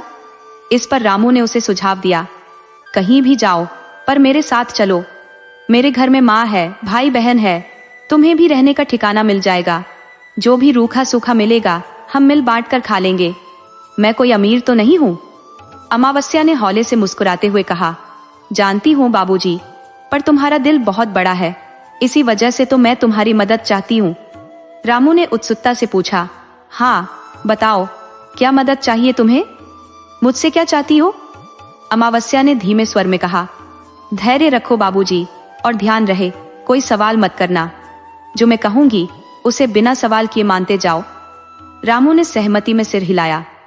ठीक है, तुम्हारे सारे सवालों के जवाब मिल जाएंगे। मुझ पर विश्वास है ना? अमावस्या ने कहा। हाँ बाबूजी, विश्वास है, तभी तो यहाँ आई हूँ। बताओ, मुझे क्या करना होगा? अमावस्या ने गंभीरता से पूछा। बाबूजी, क्या आप इस घड़ी के बारे में कुछ जानते हैं? रामू ने सिर हिलाते हुए कहा। अमावस्या, ज्यादा तो नहीं जानता, पर यह किसी ठाकुर का घर है जिसे लोग घड़ी कहते हैं। पता नहीं क्यों, मुझे तो यह एक खंडहर जैसा लगता है। ये बड़ी इमारत है, शायद कभी इसमें बहुत से लोग रहते होंगे। अमावस्या ने उसे गौर से देखा और फिर पूछा। अच्छा, लोग क्या कहते हैं? रामू ने जवाब दिया। लोग बताते हैं कि यहाँ रहने वाले अचानक ही कहीं चले गए और तब से इस जगह का कोई रखरखाव नहीं हुआ। इसी वजह से यह उजाड़ हो गई है। सुना है कि ऐसी सुनसान जगहों पर भूत प्रेत अपना डेरा जमा लेते हैं। शायद उन लोगों ने तुम्हें यहाँ छोड़ दिया है, जैसे तुम्हारी जान की कोई कीमत ही नहीं। ये बड़े लोग भी ना, गरीबों और नौकरों को इंसान ही नहीं समझते। अमावस्या ने कुछ देर के लिए मौन धारण कर लिया। रामू ने फिर पूछा। तुम तो जानती हो ना अमावस्या, इस घर के मालिक कहाँ है और क्यों चले गए? उनसे कहो कि इस घर को यूं लावारिस छोड़ना ठीक नहीं है। अमावस्या ने गंभीर स्वर में कहा। बाबूजी, तुम भूत प्रेत पर विश्वास करते हो? रामू ने सोचते हुए कहा। अमावस्या, विश्वास करने या न करने से क्या फर्क पड़ता है? अगर ऐसे ही रहा तो यह घड़ी खंडहर बन जाएगी। वैसे भी लोग कहते हैं कि यह जगह अब भूतों का अड्डा बन चुकी है। अमावस्या ने धीरे से कहा। मैं बताती हूँ बाबूजी, लगभग 6 साल पहले इस घड़ी के मालिक ठाकुर सुरेंद्र सिंह अपनी पत्नी रेखा और बेटे अमरदीप के साथ यहाँ से चले गए। वे सभी अब लंदन में रहते हैं। रामू ने आश्चर्य से पूछा। और तुम अकेली इस खंडहर की हिफाजत कर रही हो? अमावस्या ने धीरे से कहा। ऐसा ही समझ लो बाबूजी, पर मेरी कुछ मजबूरियां हैं जिनके चलते मैं यहाँ से कहीं और नहीं जा सकती। लेकिन ठाकुर का यहाँ आना बहुत जरूरी है। मैं चाहती हूँ कि तुम किसी भी तरह ठाकुर को इस घड़ी में वापस बुला लाओ। रामू ने चिंतित स्वर में कहा। लेकिन कैसे करूंगा मैं ये? वह मुझे नहीं जानते, मैं उन्हें नहीं जानता। मेरे कहने से वे इस घर में क्यों आएंगे जिसे वे खुद ही छोड़कर गए हैं? अमावस्या ने सोचा और कहा। बाबूजी, इस समय वे दिल्ली गए हैं। वहां उनका मित्र महिपाल रहता है। चांदनी चौक में उसका रियल एस्टेट का ऑफिस है। तुम उससे मिलो और उसे समझाओ कि इस घड़ी को अच्छे दामों पर बेचा जा सकता है। ठाकुर बहुत स्वार्थी और लालची हैं। बेचने की बात सुनकर वे जरूर आएंगे। अगर महिपाल उन्हें बुला न सके तो तुम खुद उनसे बात करना और कहना कि इस घड़ी में तुम्हें सोने से भरी हुई तिजोरी मिली है जिसे तुम उन्हें सौंपना चाहते हो। अगर वे नहीं आए तो तुम इसे सरकार को सौंप दोगे। ये सुनकर वे जरूर आएंगे, रामू ने संकोच से कहा। और अगर? अमावस्या ने बीच में ही टोकते हुए कहा। बाबूजी, अगर मगर छोड़ो, तुम इतने पढ़े लिखे हो, इतना तो कर ही सकते हो। थोड़ा अपनी बुद्धि भी लगाओ और कोई और बहाना सोचो। लेकिन यह काम कर दो बाबूजी, उनका यहाँ आना बहुत जरूरी है, तभी तो मैं तुमसे कह रही हूँ। और सुनो बाबूजी, मैं तुम्हें यह सब मुफ्त में करने को नहीं कह रही हूं, इसके बदले में तुम्हें कुछ दूंगी भी। बस तुम मेरी सहायता कर दो। रामू ने हल्के स्वर में कहा। ठीक है, मैं तुम्हारी सहायता करना चाहता हूं, पर मेरी समझ में नहीं आ रहा कि तुम क्यों उन्हें यहां बुलाना चाहती हो, लेकिन फिर भी मैं कोशिश करूंगा कि तुम्हारा यह काम हो जाए। रामू को कुछ सोचने का मौका नहीं मिला जब अमावस्या ने कहा, कोशिश नहीं करनी बाबूजी, ये काम करना ही होगा, याद रखना। उसकी आवाज में ऐसा गुस्सा था जैसे कोई घायल शेरनी दहाड़ रही हो। उसका चेहरा अचानक से खौफनाक हो गया, जिससे रामू थोड़ा डर गया। फिर अगले ही पल जैसे अमावस्या को होश आया, उसने 2-3 गहरी सांसें ली और आंचल से अपने चेहरे को ढक लिया। उसने कहा, माफ करना बाबूजी, मैं अपने आपे में नहीं थी, मेरी तुमसे विनती है, ये काम कर दो। रामू ने थोड़ा संकोच से कहा। लेकिन अमावस्या ने तुरंत कहा, देखो, अगर तुम महिपाल को उस घड़ी को बेचने के लिए तैयार कर लेते हो तो उसे यहां आना ही होगा, है ना? तुम बस इतना कह देना कि गाड़ी को देखने के लिए मालिक का आना जरूरी है। रामू ने फिर कहा, लेकिन मेरे पास इतने पैसे नहीं है कि मैं घड़ी खरीदने की बात कर सकूं। अमावस्या ने शांत स्वर में कहा, तुम्हें घड़ी खरीदनी नहीं है बाबूजी, बस बात करनी है। खरीदने की चिंता मत करो, वो मैं देख लूंगी। और फिर वह खड़ी हो गई। रामू ने पूछा, तुम जा रही हो? अमावस्या ने कहा, हाँ बाबूजी, अब जाना ही होगा। तुम अच्छे से सोच समझकर योजना बनाना और जितनी जल्दी हो सके मेरा काम कर देना। जितनी जल्दी तुम ये काम कर दोगे उतनी ही जल्दी मैं इस जिम्मेदारी से मुक्त हो जाऊंगी। रामू ने पूछा, कैसी जिम्मेदारी? अमावस्या ने कहा, तुम्हें समझने की जरूरत नहीं है बाबूजी, अभी मैं चलती हूं। इतना कहकर अमावस्या उठ खड़ी हुई और कुछ दूर जाकर अंधेरे में विलीन हो गई। रामू सोच में डूब गया। ये अंधेरा भी क्या चीज है? बड़बड़ाते हुए उसने पेड़ के तने से सिर टिकाया और कुछ ही पलों में नींद के आगोश में चला गया। उसे पता भी नहीं चला कि कब वह गहरी नींद में डूब गया। सुबह जब रामू की नींद खुली तो सूरज की किरणें पेड़ों पर चमक रही थी और चिड़ियों का कलरव चारों ओर गूंज रहा था। सूरज की उस सुनहरी रोशनी में गाड़ी एक अजीब और रहस्यमयी सी दिख रही थी। रामू ने सिर झटककर सारे विचारों को परे धकेला, अंगड़ाई ली और उठ खड़ा हुआ। साइकिल पर सवार होकर वह घर की ओर चल पड़ा। रास्ते भर अमावस्या की बातें उसके मन में गूंजती रहीं।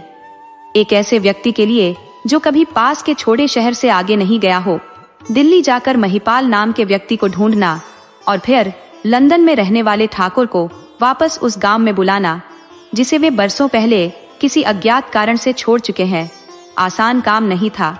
फिर भी रामू ने 1 हफ्ते में घर की सारी व्यवस्था कर दी। 1 महीने के लिए पर्याप्त सामग्री की व्यवस्था करने के बाद उसने अपनी माँ से दिल्ली जाने की बात बताई। उसकी माँ ने पूछा, दिल्ली क्यों जा रहे हो बेटा, वहां तुम्हारा क्या काम है? रामू ने जवाब दिया, माँ, अगर बहुत जरूरी ना होता तो क्यों जाता? तुम चिंता मत करो, मैंने घर में महीने भर का सारा सामान रख दिया है। तुम्हें और बच्चों को कोई परेशानी नहीं होगी। मैं जल्दी लौटूंगा। माँ ने पूछा, कब तक लौटोगे बेटा? रामू ने कहा, यह तो नहीं बता सकता माँ, लेकिन कोशिश करूंगा कि जल्दी से जल्दी काम निपटा कर आ जाऊं। माँ ने कहा, वहां तुम्हारा कौन दोस्त है बेटा? रामू ने थोड़ी हिचकिचाहट के साथ कहा, महिपाल। उसका नाम महिपाल है, वह चांदनी चौक में रहता है, मैं उसी के पास जा रहा हूँ। माँ ने पूछा, अच्छा बेटा, जल्दी लौटना, तुम्हारा इंतजार करूंगी। रामू ने कहा, ठीक है माँ।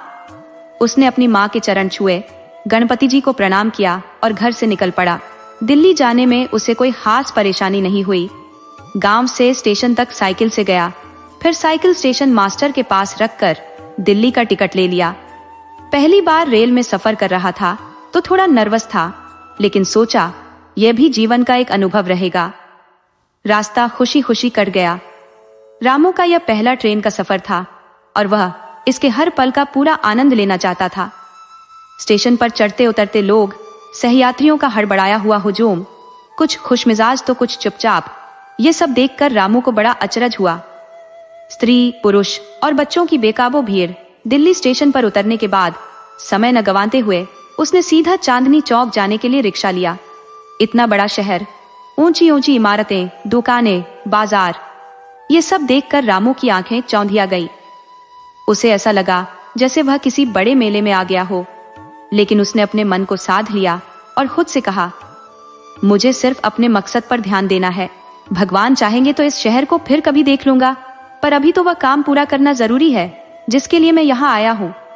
चांदनी चौक पहुंचने तक कुछ दुकानें खुलने लगी थी। रामू ने एक छोटी सी चाय की दुकान पर रुककर चाय और नाश्ता किया और फिर महिपाल का रियल एस्टेट ऑफिस ढूंढने लगा। काफी देर तक इधर उधर भटकने और कुछ लोगों से पूछने के बाद भी उसे कुछ खास पता नहीं चला।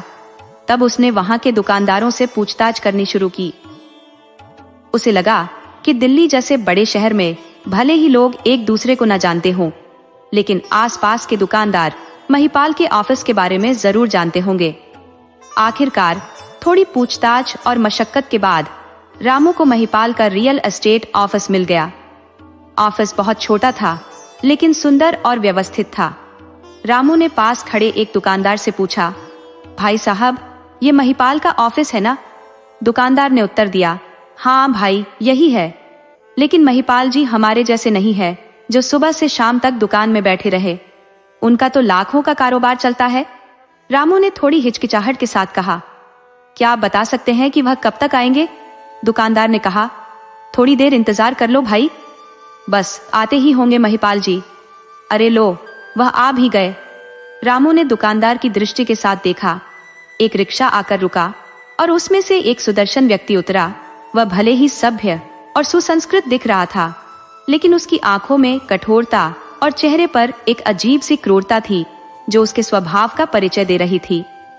रामू के मन में विचार आया, क्या यही है महिपाल?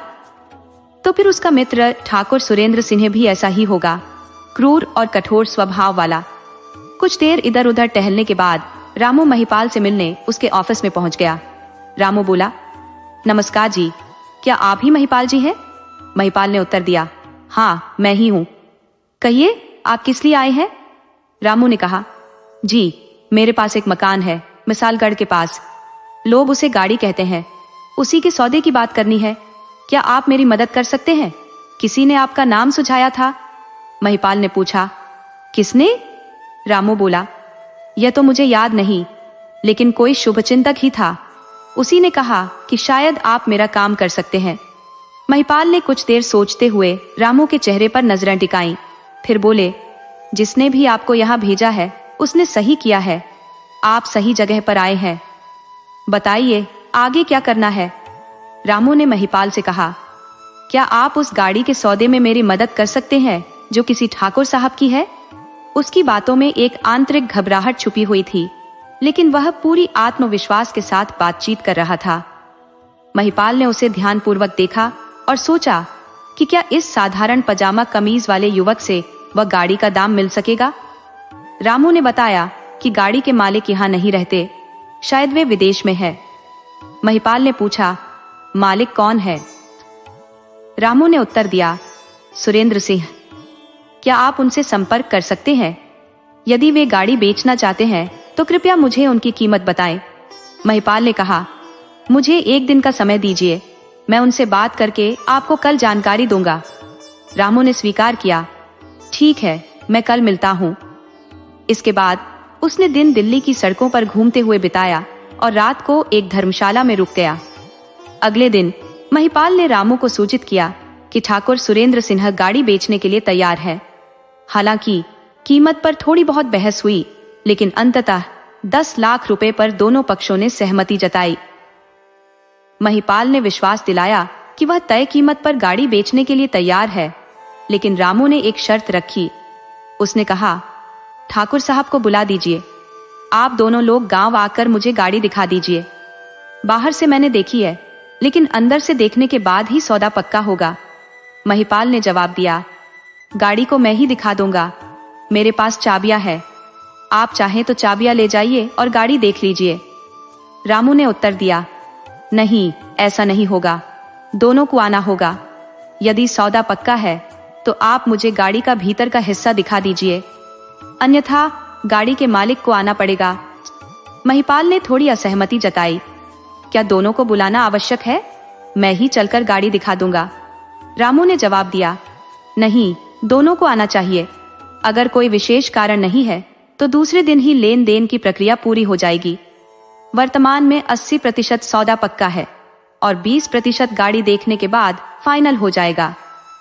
सप्ताह भर की मेहनत और मुलाकातों के बाद रामू की योजना सफल रही। महिपाल ने ठाकुर सुरेंद्र सिंह को साथ लाने पर सहमति जताई। जब रामू को काम की सफलता पर पूरा विश्वास हो गया तो उसने एक और दिन दिल्ली में बिताया और फिर अपने गांव लौट आया। गांव पहुंचने पर उसकी मां ने बताया, कल प्रधान जी और रघुनाथ चाचा यहां आए थे। रामू ने पूछा, क्यों मां, वे हमसे क्या चाहते थे? उसकी मां ने कहा, रघुनाथा जी की बेटा शहर में नौकरी करता है और वह वहीं बस गया है।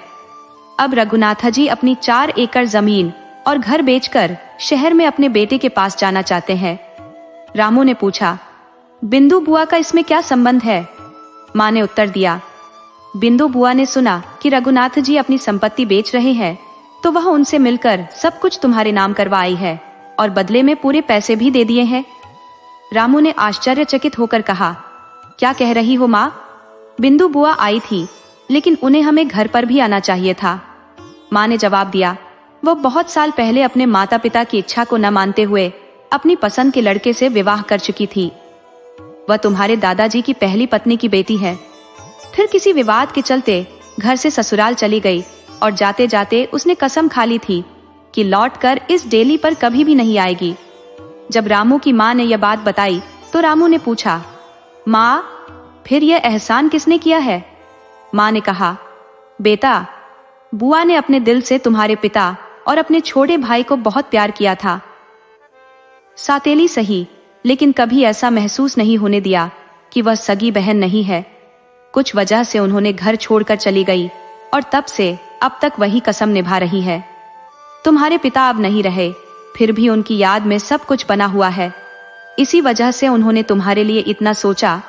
रामू ने उत्तर दिया, माँ, तो क्या बुआ यहाँ रहना चाहेंगी? माँ ने कहा, नहीं, बुआ ने तुम्हारे लिए सब कुछ किया है। रामू की माँ ने फिर कहा, रघुनाथ चाचा से मिलाने का आदर करना चाहिए। रामू ने बड़ों के आशीर्वाद का सम्मान करते हुए रघुनाथ चाचा के घर जाने का निर्णय लिया। रघुनाथ उस गांव के प्रतिष्ठित और संपन्न किसान थे। उनके एकमात्र पुत्र ने नौकरी के सिलसिले में मुंबई जाकर वहीं बसने का निर्णय लिया। वहां उसने घर ले लिया और दूध के व्यवसाय में भी उतर गया। परिवार को भी वहीं ले आया। रघुनाथ जी और उनकी पत्नी गांव छोड़ने के लिए तैयार नहीं थे, लेकिन बुढ़ापे के कारण खेती बाड़ी अब संभव नहीं रही। सब कुछ बेचकर रघुनाथ और उनकी पत्नी शहर जाने का इरादा बना चुके थे। रामू ने रघुनाथ जी से घर और जमीन के कागजात लिए और कहा, मैं आपकी इच्छा का सम्मान करता हूँ और सब कुछ स्वीकार करता हूँ, लेकिन एक बात हमेशा ध्यान रखना, यदि कभी जरूरत महसूस हो या यहाँ लौटने की इच्छा हो तो आप बेहिचक लौट सकते हैं। ये मत सोचिए कि अब यहाँ कोई नहीं है। रघुनाथ जी की आंखें भर आईं और उन्होंने रामू को गले से लगाकर कहा, तुम्हारे ये शब्द सुनकर मेरा मन प्रसन्न हो गया है। जब मैं शहर जाऊंगा तो अपने बेटे के पास जाऊंगा, लेकिन अगर कभी जरूरत पड़ी तो तुमसे मिलूंगा। रामू ने आश्वासन दिया कि जब तक वे जीवित रहेंगे उसकी सेवा की जाएगी। रघुनाथ जी और चाची को आश्वस्त करके रामू घर लौट आया। उसने ठान लिया कि अमावस्या के कागजे काम निपट जाने के बाद वह बिंदु बुआ को धन्यवाद देने के लिए उनके घर अवश्य जाएगा और प्रयास करेगा कि टूटते रिश्ते की डोर फिर से मजबूती से जुड़ जाए। कुछ दिनों बाद सुरेंद्र ठाकुर सिंह और महिपाल के आगमन की सूचना मिली। सूचना देने वाले ने कहा कि वे परसों शाम की ट्रेन से आ रही हैं। रामू ने अगले दिन ही स्टेशन की ओर रवाना हो गया। अमावस्या पर सूचना देने के बावजूद वह पहले की तरह बिंदु बुआ को नहीं मिला। 1 घंटे के इंतजार के बाद जब वह लौटने लगा तो अचानक एक अज्ञात भावना के वशीभूत होकर उसने गाड़ी की ओर मुंह करके चिल्ला दिया, मेरे शब्द सुन रहे हो? कहाँ हो तुम? सुनो, मैंने काम कर दिया है। कल आ रही है दोनों, सुन रहे हो? तब तेज हवाएं चलने लगी, पेड़ों की पत्तियां सरसराने लगी और शाखाएं झूमने लगी, जैसे उन्होंने उसकी बातों पर सहमति प्रकट की हो। कुछ क्षण बाद सब कुछ फिर से शांत हो गया। उसने थोड़ी और प्रतीक्षा की और फिर निराश होकर घर लौट आया। अगले दिन रामू समय पर मुख्य द्वार पर पहुंच गया। सूर्य पश्चिम की ओर झुकने लगा था और वह पत्थर पर बैठकर सुरेंद्र सिंह और महिपाल की प्रतीक्षा कर रहा था। दूर से काले रंग की कार नजर आई। जैसे ही कार उसके पास आकर रुकी, महिपाल और एक अन्य व्यक्ति कार से नीचे उतरे, जिनमें से एक शायद सुरेंद्र ठाकुर सिंह थे। सुरेंद्र ठाकुर सिंह ने रामू को ऊपर से नीचे तक देखा, जैसे उसकी क्षमताओं का मूल्यांकन कर रहे हो। तब उन्होंने कहा, आप ही गाड़ी लेना चाहते हैं? रामू ने जवाब दिया, जी हाँ, मैं ही गाड़ी लेना चाहता हूँ। रामू ने हाथ जोड़कर नमस्ते की और महिपाल ने परिचय देते हुए कहा, ये गाड़ी के मालिक ठाकुर सुरेंद्र सिंह जी हैं। महिपाल ने रामू का परिचय कराते हुए दोनों के बीच नमस्ते करवाई। महिपाल ने अपनी जेब से एक भारी चाबियों का गुच्छा निकालकर एक चाबी छांटी और मुख्य द्वार का ताला खोला। ताले की चरमराहट के साथ दरवाजा खुला, जो लंबे समय से बंद था और इसलिए इतनी आवाज कर रहा था। महिपाल ने कहा, आप इसे देख लें, कल मैं 800 लोग लगवा कर गाड़ी की सफाई करवा दूंगा। महिपाल ने हल्की मुस्कान के साथ कहा और फिर आगे बढ़ते हुए कहा, आइए।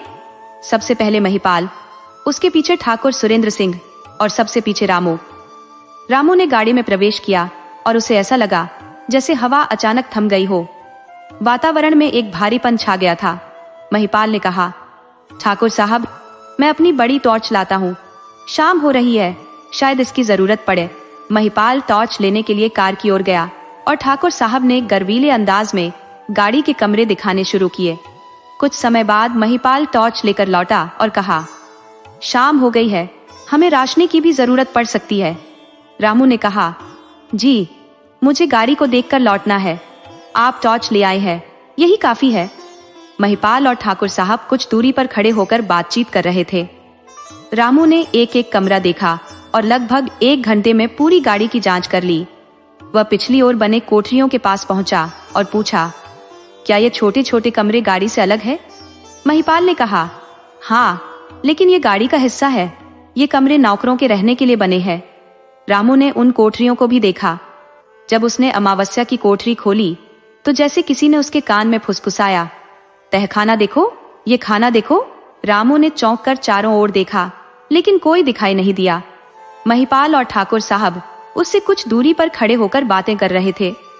रामू ने पूछा, तहखाना यहाँ कहीं है? महिपाल ने कहा, हाँ, लेकिन वह कई सालों से बंद पड़ा है, हम नहीं जानते कि क्या हालत में होगा, इसलिए हमने नहीं दिखाया। रामू ने कहा, अरे, तहखाना है या नहीं, दिखा दीजिए, इससे बात फाइनल हो जाएगी।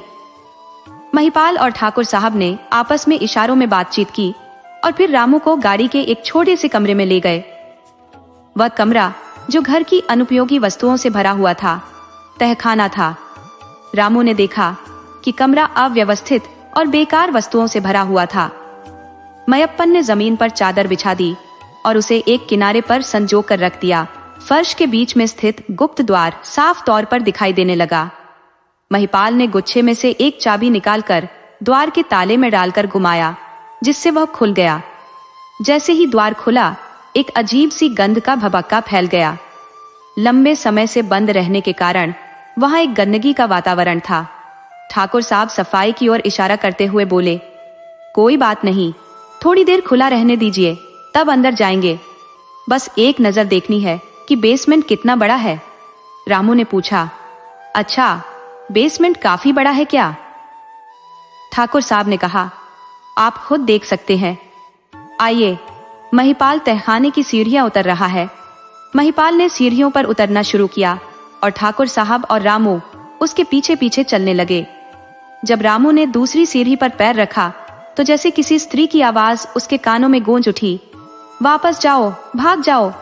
रामू ने कानों को छुआ और अगले कदम की ओर बढ़ने लगा, लेकिन आवाज फिर से आई। मैंने कहा, न वापस जाओ। इस बार आवाज अधिक तीव्र थी। जैसे ही रामू ने एक कदम और बढ़ाया, अचानक ऐसा लगा जैसे किसी ने उसे तहखाने के बाहर फेंक दिया। तहखाने का दरवाजा तेज आवाज के साथ बंद हो गया।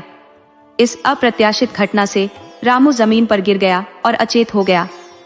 जब उसने होश पाया तो पाया कि वह उसी पत्थर पर पड़ा था। अवाक होकर चारों ओर देखने के बाद उसने देखा कि अमावस्या पेड़ के पीछे से आ रही है। उसके हाथ में मिट्टी का बर्तन था। अमावस्या ने कहा, आ गए, तुम्हें डर गई थी। तुम्हारा दिल बहुत मासूम है बाबूजी, बहुत कमजोर हो, थोड़ा पानी पी लो, अच्छा महसूस करोगे।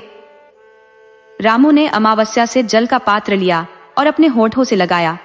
जल इतना मीठा था जैसे उसमें हल्की सी शक्कर घुली हो। कुछ ही देर में जल पीकर रामू ने अपने शरीर में एक ताजगी और शक्ति का अनुभव किया। अमावस्या ने पूछा, अब ठीक हो गए ना? रामू ने उत्तर दिया, हाँ, मैंने अपना वादा पूरा कर दिया है, पर उन दोनों को मैं लाया हूं। अमावस्या ने कहा, हाँ बाबूजी, मैं धन्यवाद देने के लिए ही रुकी हूं, मेरा काम यहां रुकने का नहीं है। रामू ने उलझन भरे स्वर में पूछा, तुमने तो कहा था सब साफ हो जाएगा, अब मुझे समझ नहीं आ रहा कि महिपाल और ठाकुर साहब को यहाँ बुलाने की जिद क्यों है। अमावस्या ने उत्तर दिया, बाबूजी, वही सब बताने आई हूँ, धैर्य से सुनिए। उस दिन जब मैं तुमसे मिली थी, मैं इस घड़ी में काम करने आ रही थी, मेरे गांव रौनकपुर में, जो तुम्हारी बिंदो बुआ की ससुराल है। रामू ने पूछा, हाँ, माँ ने इस बारे में एक दिन बताया था। अमावस्या ने कहा, बाबूजी, मेरे पिता, माँ और छोटी बहन एकादशी बड़े प्रेम से रहते थे। पिता और माँ खेतों में मजदूरी करते थे। घर में अभाव था, लेकिन इतना नहीं कि हमारे प्रेम में कमी आ जाए। फिर एक दिन पिता खेत से आकर चारपाई पर गिरे और न उठ सके। माँ अकेली काम करने लगी और मैं भी माँ के साथ जाने लगी। एकादशी घर में अकेली रह जाती। तुमने कहा था कि मैं बहुत सुंदर हूं, लेकिन मेरी सुंदरता लोगों की आंखों में खटकने लगी। एकादशी ने भी माँ से विरासत में सुंदरता पाई थी। मेरी माँ भी अत्यंत आकर्षक और सुंदर थी। जब ग्राम प्रधान की नजर मुझ पर पड़ी तो मैं बुरी तरह से घबराई। इस स्थिति को देखकर माँ ने हमें गोविंद काका के घर भेज दिया। काका के घर में भी गरीबी की कमी नहीं थी, लेकिन वहां प्रेम और सुरक्षा का एहसास था। उनके परिवार की आमदनी इतनी थी कि 2 लोगों की रोटी और जुड़ गई थी, जिससे सबके पेट भरे जाने की स्थिति आ गई थी। तभी किसी ने गोविंद काका को सूचित किया कि ठकुराइन को घर के कामों के लिए एक नौकरानी की आवश्यकता है। काका ने मुझे यहाँ काम पर लगा दिया और मैं ठकुराइन की सेविका बन गई। वर्षों तक यही काम करते हुए अच्छे खान पान और कपड़े मिले, जिससे मेरी सेहत भी सुधरी। ठकुराइन ने मुझे अपनी बेटी की तरह मान लिया और अच्छा भोजन और वस्त्र प्रदान किए। एक दिन मैंने सोचा, यदि मुझे इतना अच्छा जीवन मिल रहा है तो क्यों न अपनी बहन एकादशी को भी यहाँ ले आऊं, जो काका के घर में बुनियादी जीवन जी रही थी। ठकुराइन से अनुमति लेकर मैंने एकादशी को यहाँ ले आई और उसे भी एक कोठरी में ठहराया जो हमने देखा था। राम ने कहा, हाँ, वहां मुझे तुम्हारे और तुम्हारी बहन के कपड़े भी मिले थे। मुझे लगा कि तुम वहीं रह रही होगी। मैंने तुम्हें काफी ढूंढा, लेकिन कहीं नहीं मिली। मुझे लगा कि शायद तुम तनाव से भाग गई हो। अमावस्या ने उत्तर दिया, हाँ बाबूजी, हमारे दिन अच्छे से गुजर रहे थे। एक दिन गोविंद काका ने हमें बताया कि हमारी माँ अब जीवित नहीं रही। हमने शोक मानते हुए सब्र कर लिया। अब गांव जाकर भी क्या कर सकते थे। सुख के दिन हमेशा कम होते हैं। हम ठकुराइन की सेवा में व्यस्त थे। हमें ठाकुर द्वारे की ओर जाने की कभी आवश्यकता नहीं पड़ी। ठकुराइन भी हमें वहां जाने की अनुमति नहीं देती थी। एक दिन ठाकुर की नजर मुझ पर पड़ी और नहाने के लिए हमें गाड़ी के पीछे वाले पोखर पर जाना पड़ता था। वहीं उन्होंने मुझे नहाते हुए देख लिया और बुलावा भेजा। मजबूरी में मुझे उनके पास जाना पड़ा। उन्होंने मुझे अपने कमरे की सफाई का काम भी सौंप दिया। मैं जब वे कमरे में नहीं होते, वहां जाकर साफ सफाई का काम करती। ठाकुर के सामने कुछ कहने की हिम्मत नहीं होती थी। धीरे धीरे सब सामान्य हो गया। ठाकुर ने कभी मेरे साथ अनुचित व्यवहार नहीं किया, जिससे मैं धीरे धीरे सहज हो गई। एक दिन उनका मित्र महिपाल घड़ी में किसी काम के सिलसिले से आया और रात में यहीं रुक गया। दोनों मित्रों ने देर रात तक शराब पी। उस समय गाड़ी में मेरे और एकादशी के अलावा कोई और नौकर नहीं था। ठाकुर ने ठकुराइन से बर्फ मंगवाने के लिए कहा, लेकिन उन्होंने एहतियातन मुझे भेजने के बजाय एकादशी को भेज दिया। वह अब केवल 8 साल की थी। उसने बर्फ दी और फिर हम बहनें अपनी कोठरी में सोने चली गई। आधी रात के बाद अचानक मेरी नींद खुली और मैंने अंधेरे में देखा कि कोई एकादशी को उठाकर ले जा रहा है। उसने खुद को चादर में ढक रखा था। मैंने घबराकर उसके पीछे दौड़ा। कौन है? मेरी बहन को छोड़ दो। लेकिन तभी किसी ने मेरा मुंह बंद कर दिया, जिससे मैं बेहोश हो गई। जब होश आया तो पाया कि मैं उसी तहखाने में पड़ी थी जिसके बारे में किसी को जानकारी नहीं थी। वहां मैंने ठाकुर और महिपाल को एकादशी के साथ अमानवीयता करते हुए देखा। वे उसे जानवरों की तरह नोच रहे थे। एकादशी तो शायद पहले ही मर चुकी थी और ये दोनों नशे में धुत पिशाच उसकी बेइज्जती कर रहे थे। मैं एकादशी का नाम लेकर चीख पड़ी। मेरी चीख सुनकर वे दोनों भी जैसे होश में आ गए। मैंने एक आदमी को और धकेलते हुए उसके शरीर से लिपटकर फूट फूट कर रोने लगी। वे कहने लगे, महिपाल देखो, यह शायद मर चुकी है। मैंने जवाब दिया, हाँ, राक्षसों और पापियों ने मेरी नन्ही बहन को मार डाला, जो अभी केवल 8 साल की थी। इलाज नहीं कराया। तुम लोगों को उस बच्ची पर कोई रहम नहीं आया। मैं चीख रही थी, लेकिन वे दोनों हंसते हुए और ठहाके मारते हुए मुस्कुराए। उन्होंने कहा, गलती हो गई, अब हम सुधार कर देते हैं। इसके बाद वे दोनों मिलकर मुझ पर टूट पड़े और मेरी देह को बेतरतीब तरीके से विकृत करने लगे। मैं चीखती रही, चिल्लाती रही और इधर उधर दौड़ती रही, लेकिन उस कमरे से बाहर जाने का कोई रास्ता न मिला। उनकी दरिंदगी सहन न कर पाने के कारण मैं बेहोश हो गई। फिर दोनों ने वहां एक और गड्ढा खोदा और एकादशी की शव के साथ ही मेरे निर्जीव शरीर को भी उसमें दफन कर दिया। रामू ने पूछा, इतना अधर्म और अत्याचार हुआ, तुमने उन्हें पुलिस के हवाले क्यों नहीं किया?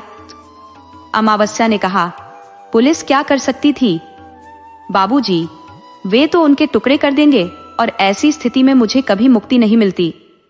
वे लोग गाड़ी छोड़कर लंदन चले गए और मैं वहीं कैद हो गई। मुझे बाहर निकलने का कोई रास्ता नहीं मिला और एकादशी मेरी बहन को छोड़कर कहां जाती। मैं भी तड़पते तड़पते दम तोड़ गई थी। फिर एकादशी ने तुम्हारे यहाँ जन्म लिया। तुम्हारी बहन गुड़िया ही मेरी एकादशी है। मैंने उसकी देखभाल का पूरा इंतजाम कर दिया है। अब तुम्हें कोई असुविधा नहीं होगी। अमावस्या ने कहा, उन दरिंदों की चिंता मत करो, मैंने उन्हें उनके अंजाम तक पहुंचा दिया। मेरा बदला पूरा हो गया है। बाबूजी, अब मुझे भी विदा दो। रामू ने कहा, बाबूजी, मैं तुम्हारा बहुत आभारी हूं। यदि तुम्हारी सहायता न मिलती तो शायद मुझे कभी मुक्ति नहीं मिल पाती। मेरा समय पूरा हो गया है, अब मुझे जाना होगा। और अचानक वह धुंध में बदलकर अनंत में समा गई। रामू चौंकते हुए सोचने लगा, क्या यह अमावस्या की आत्मा थी?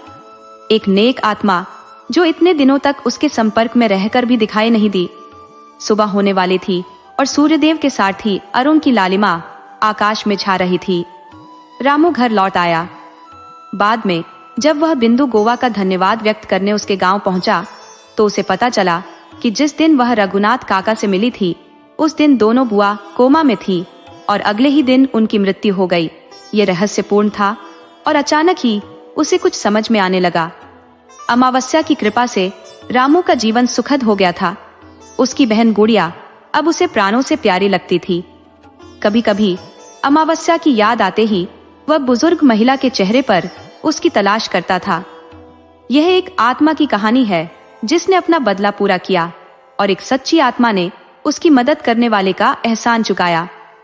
दोस्तों, अगर आपको हमारी कहानी पसंद आई हो तो कृपया हमारे चैनल को सब्सक्राइब करें, वीडियो को लाइक करें और शेयर करें।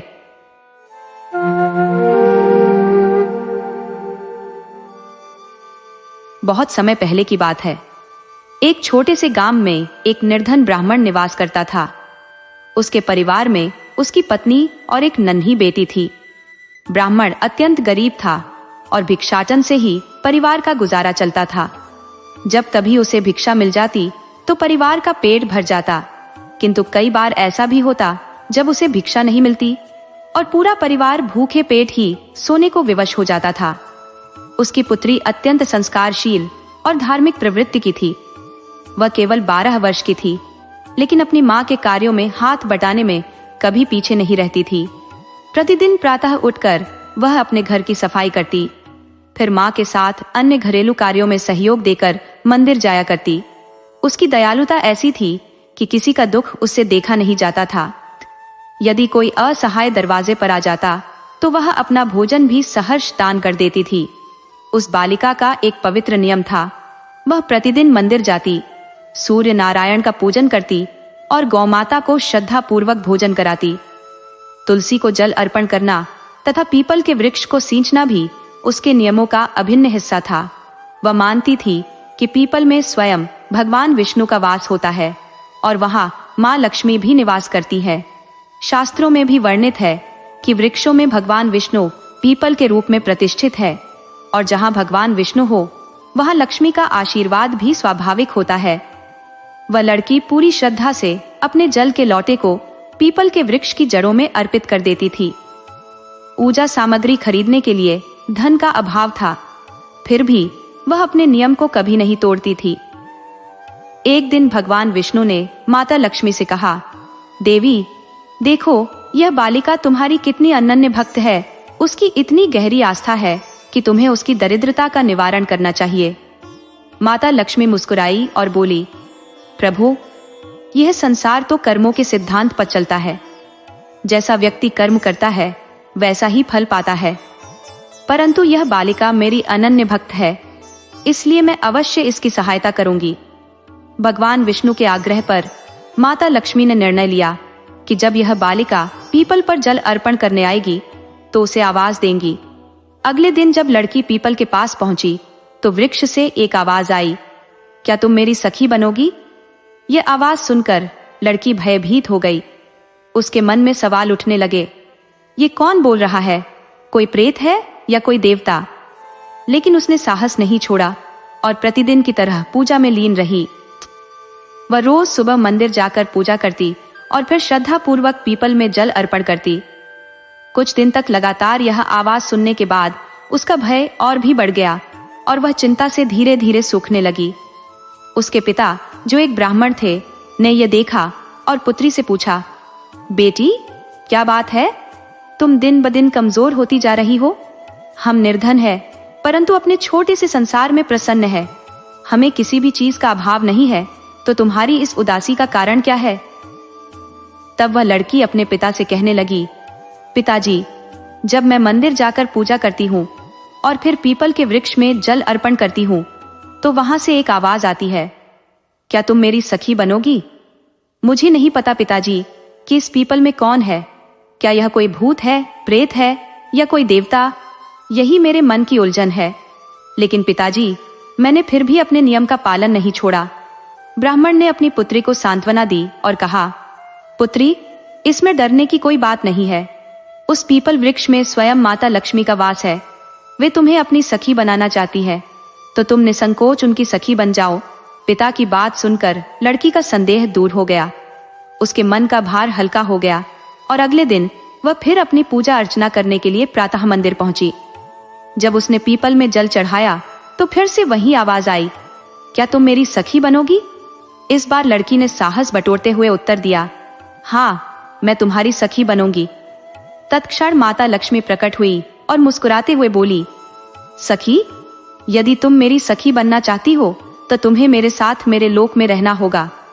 लड़की ने विनम्रता से कहा, ठीक है माता, परंतु मैं पहले अपने माता पिता से अनुमति लेकर ही आऊंगी, क्योंकि कन्या का धर्म है कि वह अपने माता पिता की आज्ञा के बिना कहीं न जाए। उसके बाद लड़की घर लौट आई। शाम को जब ब्राह्मण भिक्षा लेकर आए तो उसकी माता और उसने मिलकर भोजन तैयार किया और परिवार एक साथ भोजन करने बैठ गया।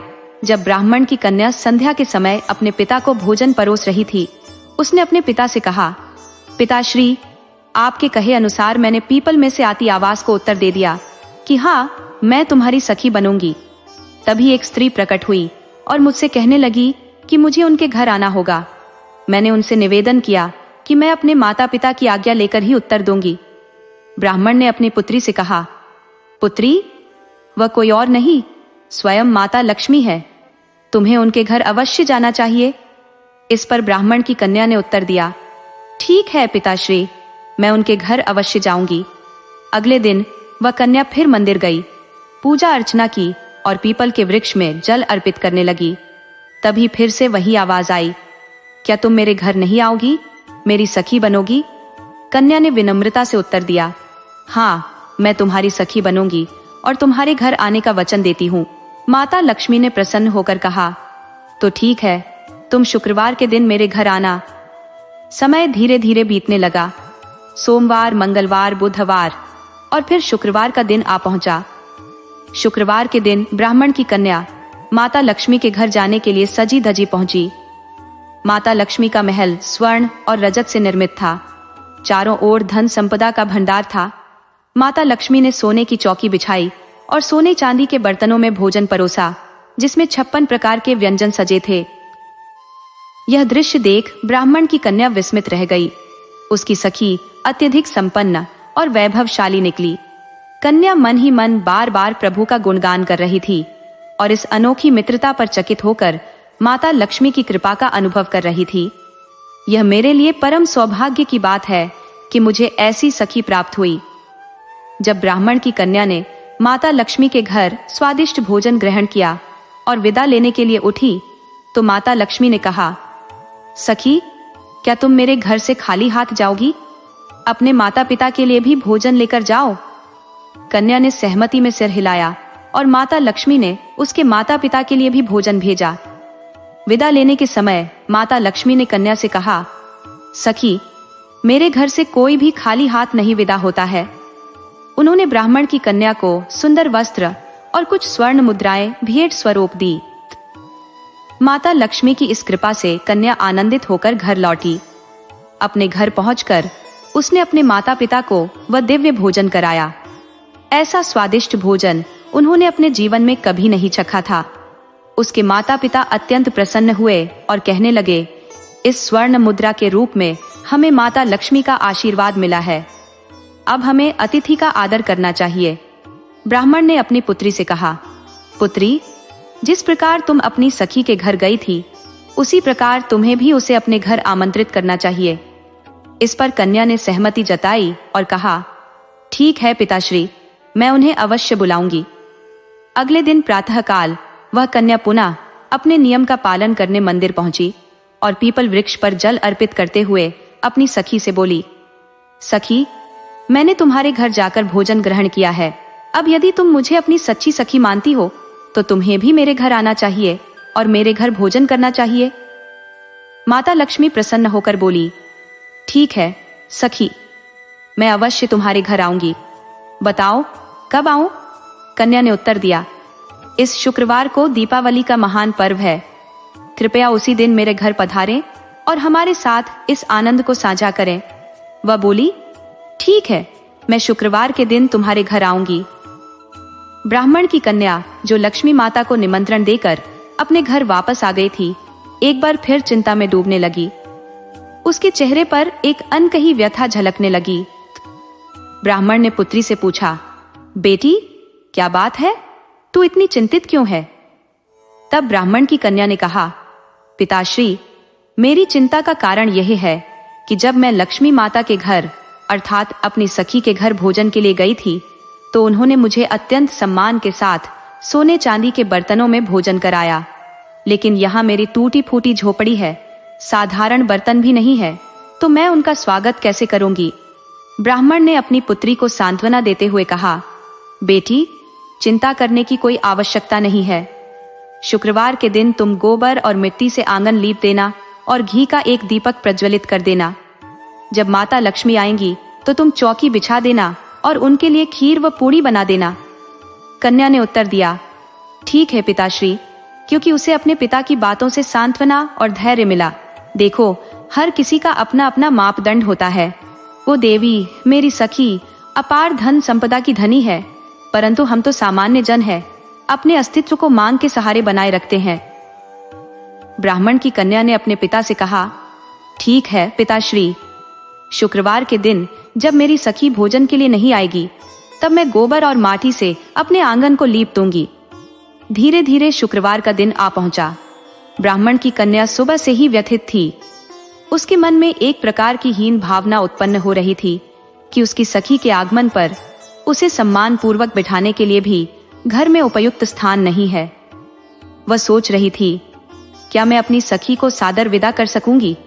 और जब विदाई का समय आएगा तो मैं उसे खाली हाथ कैसे जाने दूंगी, जबकि उन्होंने मुझे बतलाया था कि जो आदर पूर्वक विदा करता है वो बिना भेंट के नहीं भेजता, लेकिन मेरे पास न तो उत्तम वस्त्र है और न ही उपहार देने के लिए कुछ मूल्यवान। इन्हीं चिंताओं में उसका मन डूबा जा रहा था। अब शुक्रवार की सुबह ब्राह्मण की पुत्री प्रातःकाल जल्दी उठी। उसने 4 बजे स्नान किया, गोबर और माटी से आंगन को पवित्र किया, घी का दीपक प्रज्वलित किया और आंगन में एक चौकी रख दी। वह अधीरता से माता लक्ष्मी की प्रतीक्षा करने लगी। माता लक्ष्मी भक्तों की भावनाओं को बखूबी समझती है। उन्होंने उसकी व्याकुलता को भांप लिया। आखिर भगवान अपने भक्तों को व्यथित कैसे देख सकते हैं। इसी भाव में माता लक्ष्मी ने एक चील का रूप धारण किया और देखा कि एक राजा की पुत्री अपने महल के छज्जे पर खड़ी होकर बाल सुखा रही है। उसके गले में एक अनमोल नौलखा हार शोभायमान था। माता लक्ष्मी ने चील का वेश धरते हुए उस हार पर झपट्टा मारा और उसे ब्राह्मण की कन्या के आंगन में छोड़ दिया। हार को देखकर कन्या का मन उल्लास से भर गया। उसने उस हार के एक एक मोती को बेचकर अपनी सखी के स्वागत की पूर्ण तैयारी की। उसने सोने चांदी के बर्तन मंगवाए, चौकी को सुंदरता से सजाया और पूरे घर को सजीव कर दिया। अब माता लक्ष्मी के आगमन का समय आ पहुंचा। माता लक्ष्मी आई और उनके साथ भगवान गणेश भी थे। ब्राह्मण की कन्या ने आदर पूर्वक उन्हें चौकी पर बिठाया और श्रद्धा से उनका सत्कार किया। ब्राह्मण के गणेश जी तो सम्मान पूर्वक चौकी पर बैठ गए, पर माता लक्ष्मी वहां नहीं बैठी। ब्राह्मण की कन्या ने उनसे विनती की, हे माता, कृपया चौकी पर विराजय। तो माता लक्ष्मी ने उत्तर दिया, मैं स्थिर नहीं रह सकती। मैं एक गतिमान तत्व हूं, जहां पवित्रता और स्नेह भावना देखती हूं, वहीं कुछ समय के लिए ठहर जाती हूं, परंतु कहीं स्थायी रूप से नहीं रुकती।